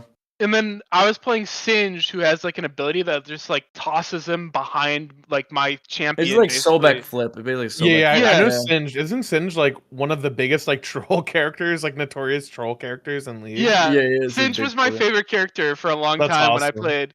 I played a lot of Singe, but I remember he needs like a poison trail behind him too, right? Yeah. Mm-hmm. Okay.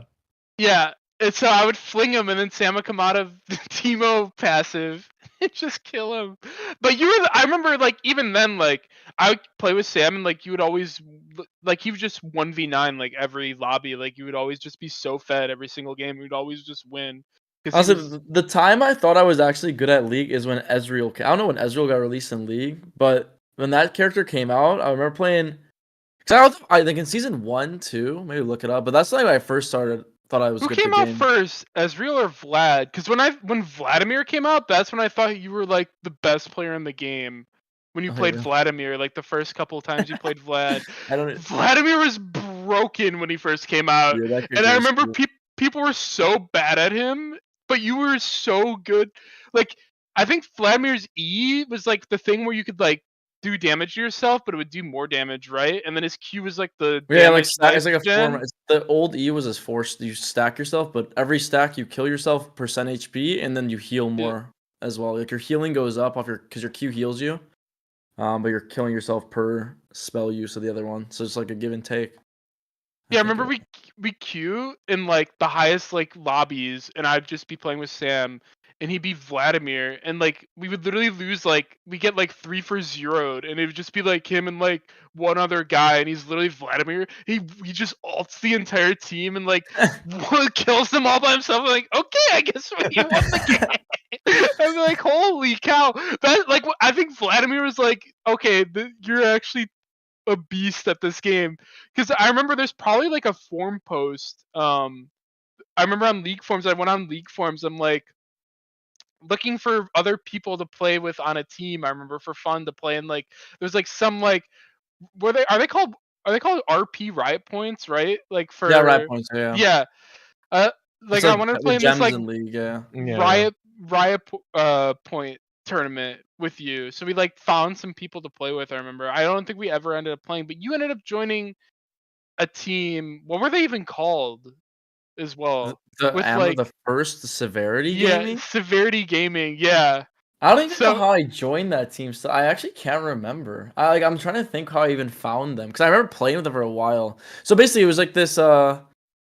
I think they were a WoW guild actually. Like funnily, I'm pretty sure they started as a WoW guild. They're like called Severity Gaming. Like there was all WoW player, and they ended up making like a league team, which like they were like pretty decent. Like none of them were like pro level ever, but they got. I was like they're probably like 5, one 6 of years them older was than me. really good. Some maybe even older than that. Like Treebeard. I remember that guy was pretty Yeah, good. they were like all. I was Yeah. I think like 11 or 12 at the time. Like I'm pretty sure, and I joined the team. And I don't even know if they knew my age, or, like at all. I joined the team, and I'm like we need a top laner. I just started playing. That was like an old Irelia. This champ got reworked a few times, but I was just carrying every game. Like I was just playing super well on that team. And they're like, "What is this kid? Like, what is this guy doing in these games?" Wait, how old were you at this time? Are you like 12, I think 13? I was even younger than that. I think that was like Uh, I was like 10, turning 11. I Oh think. my Yeah, god. and I was just like carrying these like tournament pickup games, tournament scrims, and just playing a bunch. And it was like I all can't. RP tournaments, I think, Yeah, we're right? just winning a bunch Basically. of RP tournaments, and like if Yeah. you, it was like a cool like back then. If you like won like one of those, it was like there was like some notoriety and prestige with it because everyone wanted back then like championship Rise skin, and the only way you could win that or get it is if you won one of these tournaments that everyone was playing back then. And so I remember we won one of those. I got one of those skins. It was like it's like really sick to get that at the time.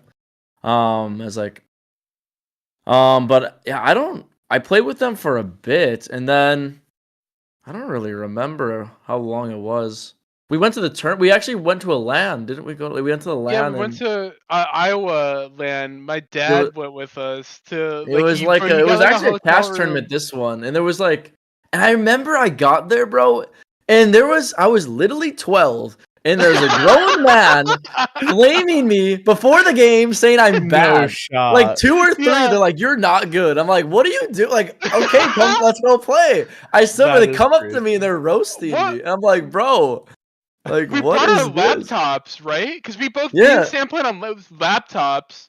Like we had laptop. Like I think we had like a desktop for a little bit, but we ended up switching to be like laptop yeah, no, video it game was, players. And like, it was really scuffed setup. It was like it was at a it was basically like, college. yeah, it It was was like at at a Iowa. college. Yeah, One of the Iowa I can't remember if college. it's Iowa State or whatever. It was one of the Iowa colleges. There It was a was wherever. qualifier into the tournament as well that you had to play into to like qualify for that LAN that we won, and then you subbed. Max had to because Yeah, we I had had to support sub. coming. Yeah, their support player, which is funny because I didn't even play. I was a jungler in League, so I played support. The very first LAN I ever played in, I played support in League of Legends, and I had to play because their support player couldn't make it to the LAN, and I just came with Sam because I wanted to go. I didn't think I was gonna play. Yeah, you had to sub in. That was. Or I think I knew I was gonna play because I brought my. What even happened? Did I know I was playing when I went there? No, you subbed in last second. I think because we didn't know if he was gonna make it or not. I brought my laptop, right? Yeah, or you just use someone else's. Yeah. No, I brought mine. I don't remember. I think I just brought it because I think I just like whatever. I'll bring it, maybe play for fun while I'm there or something. But yeah, I brought my computer and I'm like, yeah, you're playing. And I remember I played like Alistar and Blitzcrank like every game in that tournament. It was so funny. And the tournament ended up going like too late at night, right? And they couldn't even finish it because people had to go home. It like went to like 7 a.m. Because it was like a crazy format. And we got to like the semifinals, and then they ended up finishing the tournament online. Yeah, I don't even remember what happened. I don't even know if we played it, honestly. I don't even know if we won or if I even played online. I don't remember. Yeah. But I remember we just won every game until like the semifinals. I remember people were like, "You're playing Teemo?" Yeah, I was playing Teemo in the funny skin. It was like in the first round, and Sam was like literally like he's spinning a champion wheel, and literally he was just playing whatever like top, and he was literally just like destroying everybody like every game. It was not even close. It's like the freest wins ever.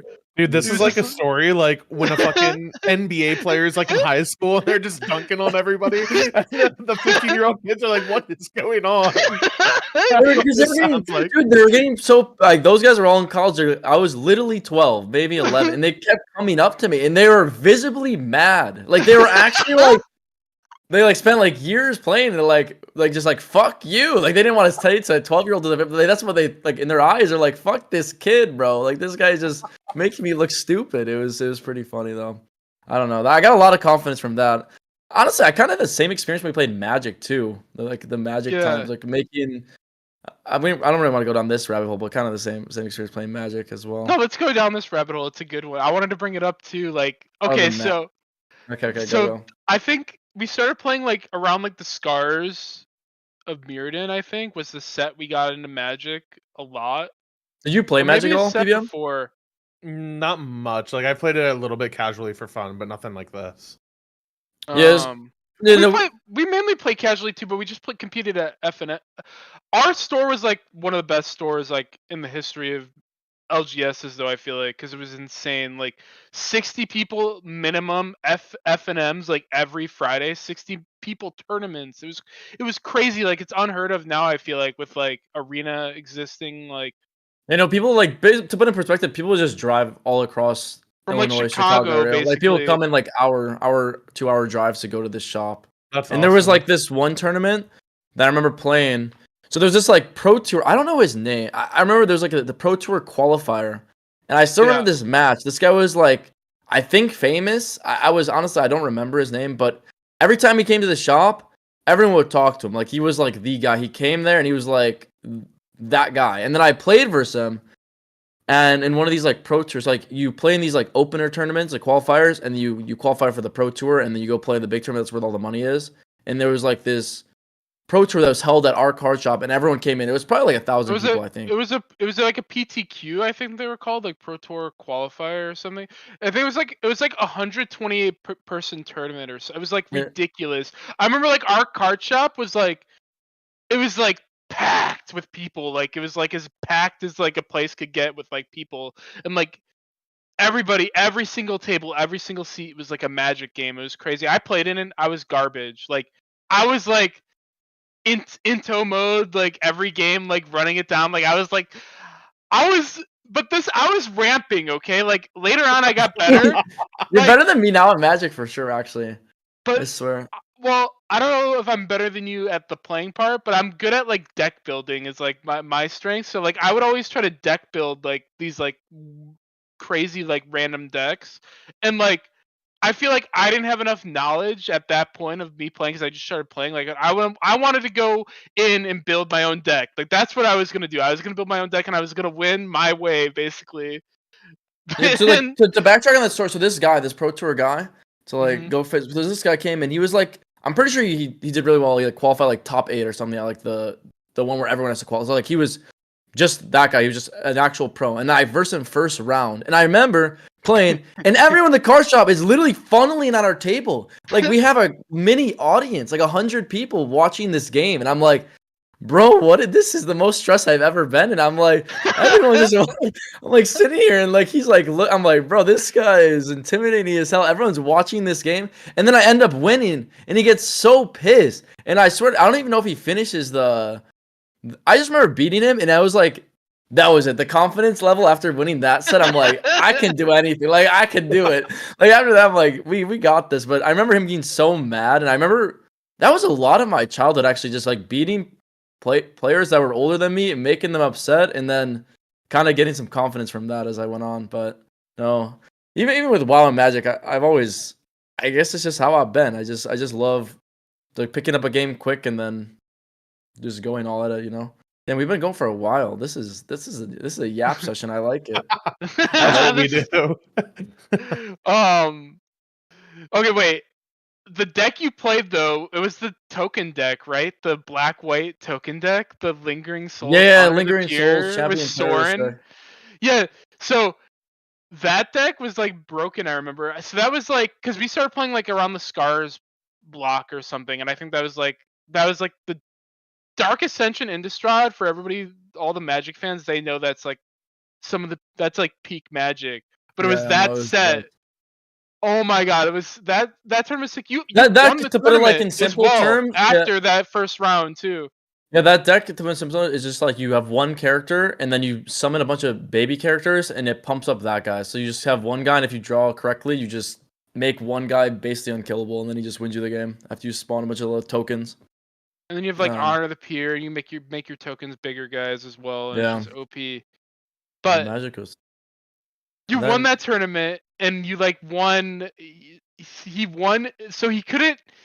You couldn't. Oh yeah, the tournament. So I beat the pro guy. So I beat the pro guy, the top 8 guy that was like the famous dude that literally got the whole card shop surrounding him. I beat that guy, and then I ended up going like I won the whole thing actually. And then they told me it's like, okay, you're qualified to go to like the pro tour, and I'm like, I can't go. Like I can't go on the pro tour. I can't go there. 10 or 11. I'm like, I can't go there. I can either go back home and tell my mom that I'm going to this state in like a week. That's not good. They're like, okay, we can give you like $1,000 store credit and like this card that's worth like 1,000. So I basically like $1,500. You got cash, I think. You got like $800 cash and like 4 foil Lilianas or something, which is like back then that card was crazy expensive and like it was just such a sick also card. If you get cash when you're like 10, 11 years old. I was like, dang, this is crazy. Yeah, I was like, what's going on? I was like, all right. So you're like, going up to the cafeteria at lunch, you're balling out. Dude, I made the $800. Like, oh, I'm freaking wealthy. That's when crazy. When did Dark Ascension come out? Wait, I want to know how old you actually were, because it was around like when. I think I was 11 or 12. It was 2012. So how old were you? That's when Dark Ascension. And I was at 12. I was 12, turning 13. Yeah. Yeah. But so that was. It was February 2012 is when it was. So yeah, you're 12, turning 13. Yeah, no, that was a good time. And then after that was like another moment where I was like, okay, this, like, I'm just sitting here, like, I'm seeing him, like, he's just owning it, like, every game he plays. I'm like, he's just too good, like, at everything. And I think I never really thought about, like, playing games competitively ever, like, when we played them. We just played for fun, and I feel like we were just competitive with each other. Like, we never thought of doing it for, like, a job, really, I feel like. No, I never even did, too. Even, like, when even before... I swear, even when I was playing pro early on, I still didn't connect that I was playing. Like, even the first year, I didn't connect that I was playing pro for a bit. Like, it wasn't a realization that I was doing it. And, like, then later as I got in my career, I'm like, wait, I guess I'm competing. Like, it was weird. Like, I never really thought of it like that. I was still like, I'm just playing to be the best, and that was my only goal. Like, even early on, like, when I was, like, 17, 18. And then I, like, took that, like, career aspect more seriously as I got older, but... I think that was just like immaturity and being younger for sure. Yeah. But... I want to fast forward it so we don't sit here and talk about everything, I guess, because I feel like we could talk about things. There's so much more stuff to Yeah, no, talk there's about. so much stuff for sure. But let's fast forward it so we don't sit here for 10 days talking about things.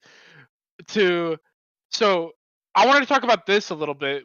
So when did Challenger come out? Was it season 3 in League of Legends, like the Challenger ladder? You know, I that's remember. season 3. Yeah, so Challenger was like super exclusive back in like season 3 for League. Like I think it was like only top 50, like Yeah, yeah.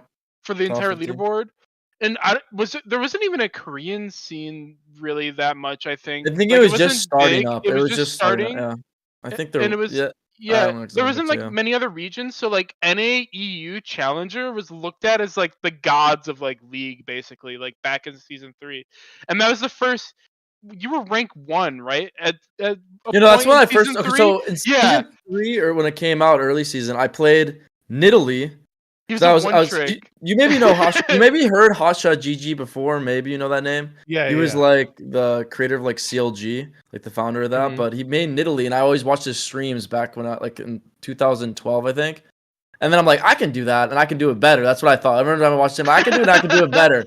So I started playing, and then I just won. Like the same thing that always got me to where I was just my mechanics. Like honestly, that character could push your mechanics like over the edge, and I would just use that aspect of that character and just I climbed all the way up. I got rank 1 with like a 70% win rate and like it was like 1400 LP, and then I'm like, that's when I first started thinking. I'm like, maybe I can do this because I was like, I'm watching this guy. He's a pro. I'm like, that was like the first time that were like it actually hit me. It wasn't just only for fun. I think like I could actually make something of this, you know. And then I'm like, how do I really go about it? I don't really know, but that was like I guess the actual fire for it.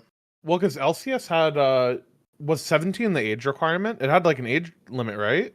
Yeah, 17 was age requirement too. Yeah, so I was 15. I was playing on like so like when I was 14, I was playing got the rank 1, and then 15 I joined a team called Storm, and then there was with some an X-Pro players, some other like top challenger players, and we did pretty well.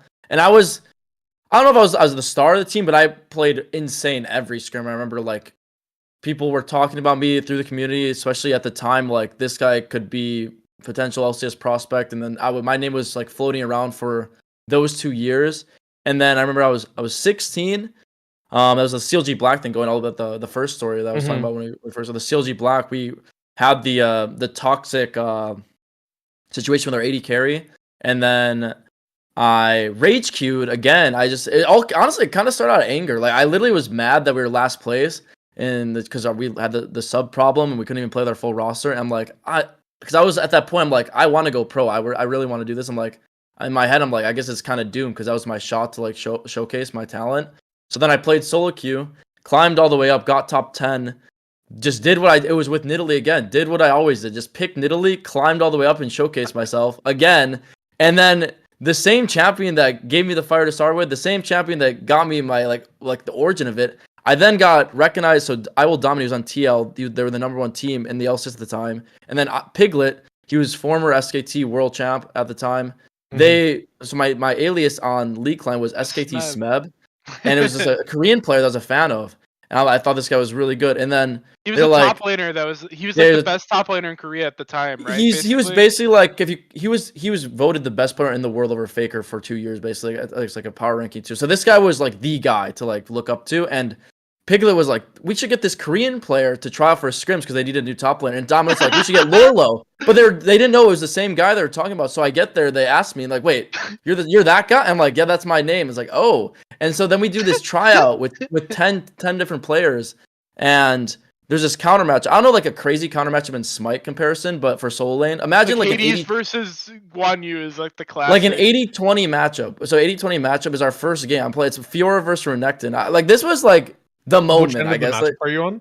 I was on Fiora, the 20% winning at the time, and I solo kill the guy 8 times. I literally roll, like I just dumps her, and then Piglet pauses the scrims, and he says, "We don't need to do tryouts anymore. We got our guy." And I was like, I was 17, world champ, just pausing the scrims. I'm like, I guess I did it. Like I guess I'm on the team. It's like I couldn't put 2 and 2 together for a while. I'm like, there it was. And then after that, I played for Liquid for 2 years, and That was, I guess, my start to LCS from that moment, which was kind of crazy. I want to give a cool backstory for people that have followed Smite for a long time too. So like that was like what was that? It was 2016. You said right? Yeah, that's So 10-16. okay, we have to get into. We're going down another rabbit hole. I'm sorry, Sam. We have to. So Kiki is Okay, I one have of till my 3. long. We have 20. We have 20. I have 20 Okay, minutes. okay, that's fine. So Kiki is one of my like long-term Smite friends. I'm still friends with him now. I feel like I'm bad. I feel like I should keep in better touch with him than I have over like the last couple of years. But like we were like really close friends like for like the first like 5 seasons of Smite. Like always hanging out, always talking together, and just playing Smite and having fun. And I think I Kiki and Shayla's come over just to visit, like for fun, like in the winter time. And when they were over, that's when you got like the contract to Liquid. I remember, Oh and I yeah, no, remember I you running remember. around the house saying, "I'm on Liquid" or whatever. You were running around the No, house saying no, because that. I remember. Okay, And okay. Kiki and Let me Shayla were context. just over. It was just funny that That's they just awesome. happened to be over at the house at the same No, time when because that I got happened. a call from Steve, the CEO, and I was like, because I was not in the good. I was thought I was just bad because I had the 6th place finish. We were like the like last place team. We weren't doing good. Like I didn't think I was getting an offer because I had people talk about me like maybe I'll get an offer, and then he called me on Skype. It was literally using Skype back then. Called me on Skype, and he's like, "We want you to start for Team Liquid." And I remember like I asked him, I'm like for the challenger team, right? I asked him 3 times. He's like, no, for that. I'm like. Oh, I muted the mic and I'm just like sitting there like, no, that's not real. That's not real. I literally thought it was a dream. Like that can't be That's real awesome. because they were the #1 team at the time too, and they had like the best carries in my opinion playing. Besides like, because I don't even think it was like besides like double of Bjergsen, they were like the top 2 is like Piglet Phoenix.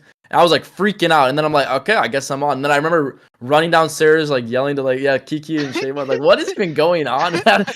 It's so funny. Yeah, no, that was a good time. I can't believe they're over at that moment too. Yeah, just so random that they were over. I just thought that's Yeah. funny, but That was that a was good time. great. But Go ahead, Max. no, Sorry. you go. Oh, I was just gonna say, I know you said you only have like 20 minutes or whatever, but I guess like briefly, I'm curious what your experience like on an LCS team and like you moved there at 17, right? So you're like moving out at a young age and like going into this environment where it's like now your job and you're scrimming seriously. Like I'm kind of curious what that was like. It was okay. So I think the first split was like a rude awakening. I think because like from all the backstory of me, like always like shitting on people and being like really good, and when I've gotten to LCS, especially the meta for the game, it was complete. Like if you to put it in perspective, if you go from solo queue now to LCS, the meta is I would say similar. Like maybe not all the way, but a lot of correlations are People there. just copycat like a lot more Yeah, and but stuff. back then, if you go to if you go from solo queue to LCS, you're literally playing it differently. You're playing League of Legends too. Like it's that you're going one up. Like people just knew way more things. Like the meta was different. There's like a 2v1 meta. How everyone talked about the game, thought about the game. There wasn't information out. Like everything was different. So like what you knew is like you take the mechanics aspect and throw around the rest. It's like I remember sitting there. I still have like notes and notes. I would go through VOD after VOD, like spend 6 hours a day just trying to learn the game differently because it was just a different game. Like my mechanics only got me so far. But it was hard. It was really hard at the start, honestly. Like it was hard learning. I think I kind of came into my own in the summer split of my first year, even though our team was favored to win in my rookie split too, which was kind of crazy. We ended up losing in semifinals in my first split. But our team was also like the fan favorite team because we had 3 rookies. We had 3 17-year-olds going into it. But And you had so like Piglet too. yeah, we had Piglet and we had like 2 of the best carries and 3 rookies. Like our team was crazy at the time, but yeah, it was definitely just a learning curve because I've never left home before. I didn't know what the hell was. I didn't even do my own laundry before I left. Like I don't know what the fuck was going on. Like I was just going out to LA, meeting people I looked up to for so long in the pro scene, and like I guess this is my reality now. Time to make it work, and it's just like I always just wanted to execute and do well. Like that was my main thing. But at the same time, like I was saying before, like I was just there for fun. Like that was like always like I was just there to have a good time. Like like I was a pro, but I was just like I just want to enjoy it, like and just see what I can do, you know. And that's I think one of the benefits I always brought to all the teams I was on. Like I just kept it lighthearted and just kind of was just goofy and troll half the time. And it's like a lot of time in league scene, especially, everyone was super, super serious and like cutthroat. And I was like just screaming, like hyped up for the games. Like I still remember like the mic checks. I was so hyped, just yelling, just like just crazy. Oh my Like God. I was just so excited. I just didn't care. Like I was just literally living my dream that I sought out for so long, I guess. Adonis, awesome. I have such a funny memory of this. I think does Adonis work for Valorant or something now? What does he do now? I'm Wait, clicking what it. are you saying? Is there Yeah, like a he's yeah. clip? Yeah, so no, Adonis is a game dev on Valorant now. He used to be a caster in Smite, and I think it was like it was one of your liquid. It was like if you it'd be funny if someone found the video of like a listen in from like one of your first games ever. You were like playing Gnar, Oh no, and I like said you like jump in 3. No, it's a meme. yeah. So like Piglet. So we versus TSM. They had a super team. TSM, to put it in perspective, like really quick, they had a super team. They had a super team of like the best support of Europe. They had Double if they had Bjergsen. They had like the superstar European jungle. They had every guy that you want on their team. Like they were expected to win. And then we have our dumbass me, some random 17-year-old. We asked some 2 other rookies that came in, and then we had our superstar like Korean players that like everyone thought were really good. But like us 3 were like, who the hell are these guys? And then we were winning the whole game, and I remember just screaming, like, it was not even like a hype moment, but we were like chasing them, and like I was just calling my CD because we were chasing. I'm like, Nar is like a jump, and if I call the CD, we're gonna get him. I'm like, jump in 3, jump in 3, and then Piglet was like, what is this guy yelling about? He's like laughing his ass off in the game, and like, like we were talking about like the cutthroat like Korean mindset, like for him to get out of his, he was kind of a goofy guy too, but he was like laughing his ass off on the game and like getting him out of his shell in the moment. It was just so funny. It's like it was just that team. We just took it to like the next level. We like broke the norm, I guess, of like the rookies plus like Korean like pairing. So it was really fun. I'm talking about the play though, where it was by tier 2 bottom lane, like right like it was like right by the bush. Like you jumped over the wall and you gnarlted like 2 people in the wall and you just started yelling like random stuff. Like there's like a Wait, clip, there's like a listen in. Like wait, someone what? from your chat, I hope they find Wait, it. And, what do like, you link it. mean? Like they like you know how used to do like the listen-ins where they like show them after the game, and like Adonis like came up to me. He's like, I know where I guess it's just in the genes that you guys yell every game because I would like used to trash talk so much and yell all the time in like all our games, like just dumb like random stuff. And like Adonis heard that, he's like, okay, I can see how you're related now. And I always thought that was like one of the funniest things ever. It's just funny that Adonis now works on Like, Valorant. I was yelling too much on stage games, and Yeah. like everyone's like, "You gotta yell a little." But like, we need the yelling; it's good dopamine. But like, you're yelling too; we can't even focus. I don't know what that play particularly, but I There's like do a remember. listen in. I hope someone's gonna find it. I'll look for it myself. But it's like it was like by bot. Okay, wait. We don't have a lot of time. I know Mike probably wants to ask you, but you have to.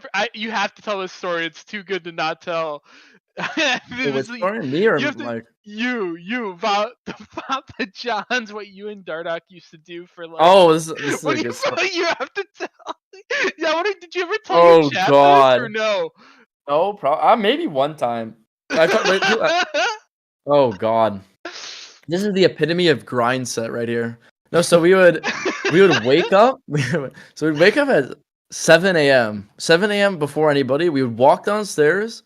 We would do solo queue from 7 to 10. Scrim would start at 10.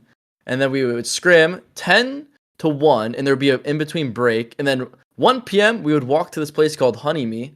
And then we would go there and we would get... So first off, we would get one milkshake. We would get one milkshake and just drink it. And then we started just becoming... Like, why don't we get 2? So we drink 1 there, and we get 1 for the way back. So we would always have 2 milkshakes in between scrims, and then we would scrim again, 3 to 6, and then after we would order Papa John's, like 2 to 3 pizzas for like 1 to 2 months straight. And we just eat the pizzas at night and in the morning. Oh, it was so bad. And then our diet was pizzas and milkshakes for like 2 For months. 2 And we months. just And literally he said that, and I was Insane, bro. dying laughing. I was like, that is like the most classic of like never like living by yourself for the first time of like how you feed yourself is just Papa John's and milkshakes. we were 17, like we got money, we just eat what we want, we just want to play games. Also, that was like the best of it too. There was a lot of BS me and Dardock had in the past, but like in terms of like grinding with someone and just like playing a game and just be like being serious, that's like my favorite moment. Like playing like with another player, like all the teams I play with, we had like this most serious outlook on it. Like we were like always just trolling around, but we were like, we knew we could be the best if we put effort towards it, and that's what our main goal was together too. So we just put that time. It was just a good. Honestly, that was too funny though. I couldn't believe we still did that to this day. It was just hilarious.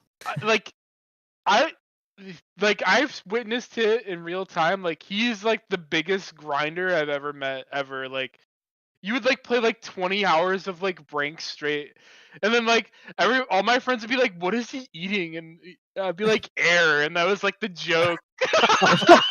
Like you would just be in your room like slamming 20 hours of rank straight, like not doing it. I'm like, what is going on? Like he is like the ultimate grinder. Like I can grind games, and I always tell people I can grind, but there's someone I know that can grind even more. Like Sat's like another person who reminded me, like Solar Troll like streams, like he's like streamed like 16 hours, does like these crazy streams. It like just reminds me of like back when you used to play League, like grinding rank to like rank 1 back in like season 3 and like season 4 Yeah. and stuff.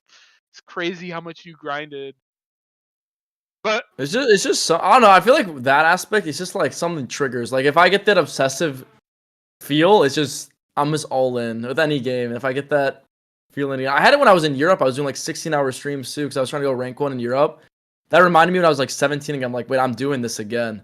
I'm like, I'm streaming 16 hours a day, playing 30 games a day. I'm like, I'm doing this. I streamed almost 300 hours for 2 months straight. I'm in like, Korea too, right? Oh my god. yeah, I was like, I guess this is how I'm made. I'm like, if I'm even now, but I'm like, that's why it's funny because a lot of my viewers are like making fun of me recently. Like, he's a part-time streamer because I've only been streaming 4 hours. Like, what happened to him? I'm like, my bad, guys. I need to.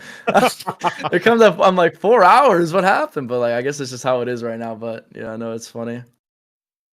Like, but yeah, I have those modes though. I think it's part of me getting older too. I guess. But yeah, crazy. I'll let you ask the next question, Mike. Sorry, I keep stealing it because you. No, probably wanted to you're ask more you're about good, dude. LCS. I had like a bunch of notes of stuff I wanted to talk about. We've hit all of it. I'm actually surprised, especially because like I mean I figured you guys would have a bunch of stories from like growing up together and stuff, but it's interesting you mentioned Sa because that's the only other person I could possibly think of who would like be that because like play ranked all day, order food, do it again. You know, like it's just crazy. Yeah, like it's funny because I play with Sot. I'm like, oh my god, it's just Sam again. Like that's what I was thinking when I was watching Sot like pound the rank games over and over again. Dude, he did. I remember it was like I want to say it was season 9 when you played with him. He did like multiple 300-hour like month streams or whatever, yeah, while also scrimming and like double blocking sometimes. I'm like, what is this guy on, bro? Like he doesn't Yeah, that's sleep. crazy. That's crazy.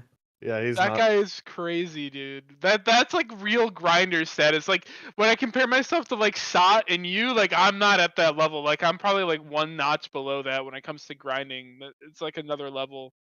It's crazy. But yeah, you have to come back on again because there's so much more I wanted to talk about. At least I feel like we didn't even really get into that much of like the League Smite stuff. We could easily talk about that forever. I feel like. I guess okay. Let's end it on this. If a god, what's the? I'll let Mike pick any god you want and just list the kit. And don't Give me even a say second. what Let the me try to character think about is. what I would think the worst character possible is. Okay, and just fire off the kit once you get a god. It could be any god. It doesn't matter. Okay, we talked about Arachne, but Arachne for sure would be OP. Okay, how about like Bacchus? Like, do you know Bacchus, Sam? I think I know some. I know some abilities. Name the whole thing though. His like his like passive is like it's like a Drunkometer or whatever. It just gives you like a stat boost. You get like some magical power and some percent damage mitigation. And to get it like filled up, all you do is like chug. Your first ability is like you drink. Yeah, it's kind of the August vibes. Yeah, and you just like you get like a really small self heal, and then when you chug, you get like a self buff for like 6 seconds. You get magical power and procs. Your 2 is like a belly flop. It's like a ranged jump. You can go over walls, and it's a pretty big knockup. And then your 3 is like a channel. It's like a burp. He like channels it for like 2 seconds. If you get hit by just the last tick of it, it stuns you for a second and a half. And then his alt is like a big circle. He like slams down. It's like pretty instant. And it just does like a bunch of damage and also buffs you with power as well. So the combo is like you'll like go in, you'll like either 2 or alt first, and then you just like dump your whole kit and you just like do a bunch of damage and you just have a knock up and stun. You know, And that's it. I think the biggest thing is that sounds broken as hell. I think the biggest thing in Smite that I recognize is the CC. I think League has a lot, but like every character just seems to have so much CC. Like that, I'm like, that character just seems so like you build cooldown reduction on that character, you just they can't move. Like what? And Like wave clear too. you can't even move. Yeah. That's Like- what Aurora had said to me. Like those are the biggest things. Like the difference between like beads and everything like that in Smite is such a big deal. Like there's just so much more CC. Like for example, like if you had Ares ult in League, like people are just dead. Like they're just dead. Yeah, every no, time that's you like talk. AoE Skarner ult or some shit. Like that's actually like, you know, like I think Riot would get so much hate for like that character. I can't even imagine. Bro, like I've seen that too. It's like everyone has to buy 5 QSS. You can't buy 5 Q. You can, I guess, but Yeah, it's like AoE insane. Skarner that instantly pulls. It instantly happens, and then they're stunned, and you can do other abilities during it. So Yeah, it's it's not longer like range it's not like too. It's not like you're locked onto one guy as well. It's literally Because AoE Skarner ult to be ult. melee range, you have to like rely on move speed. Like people like Yeah. Zillion Skarner because you have to go really It's like close, and then it's like Fenrir ult, but timing. You like you worse. grab, yeah, it's like Fenrir. You grab them, then run back fast. So you pick chance with high MS to like pair it up. But Ares ult reminds me like, yeah, that's just stupidly broken. Actually, every time I see that ability, I actually can't believe. I swear, still when I watch Ares or see you play it, I see that ability. I'm like, that's real. How is that in the game? Like I actually think that every time. That's It's like awesome. that ability is just so OP. That Like, and the wave clear thing is what Aurora like. At first, I was like, "There's no way like every Smite character is so broken," but the wave clear too. Like, there's so many characters in Smite that just one shot the wave, and that would be broken. I feel like in League.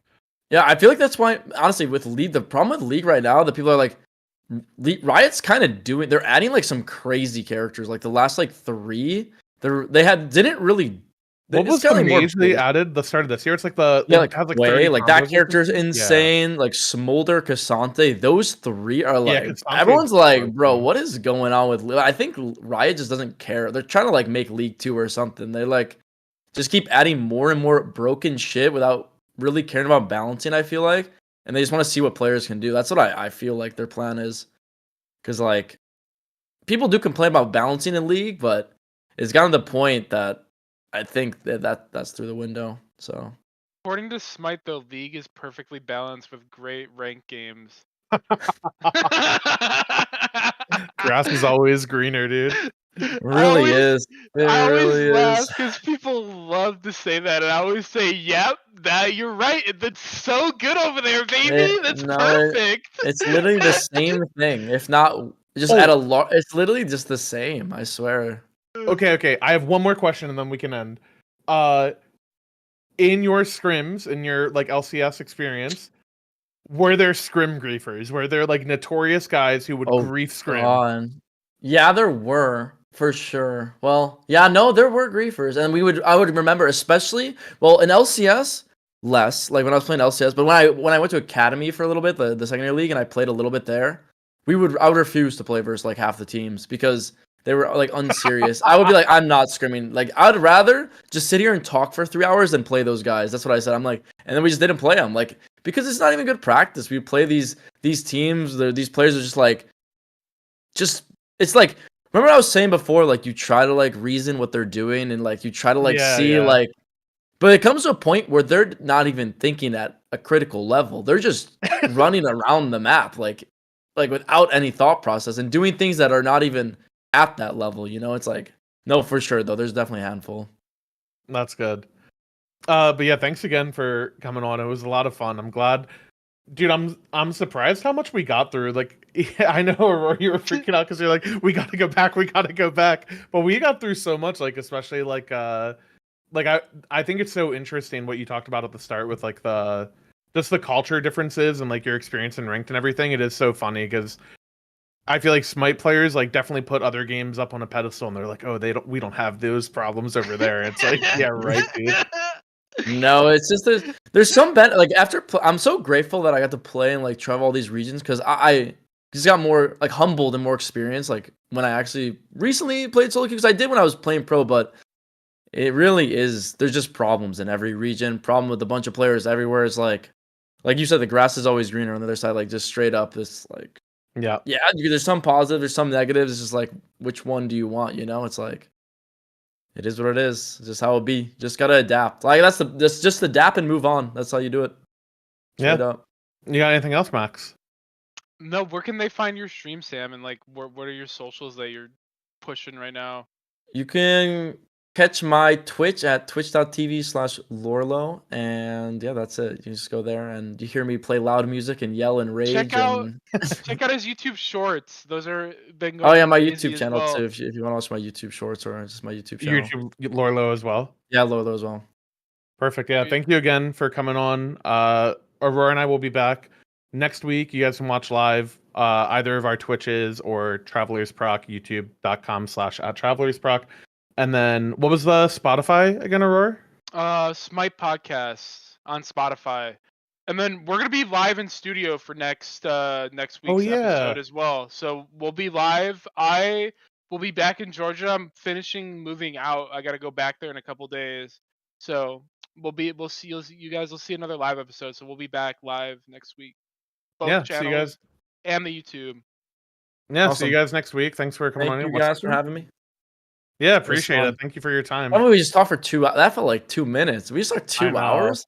Jesus, bro, what is going on? We're yappers. Nothing to do about it. That was 2 hours. That's crazy. All right, nice. Yeah. All right. Peace, everybody. Thank you for watching. Bye, We'll see you next guys. week. Bye-bye. Bye.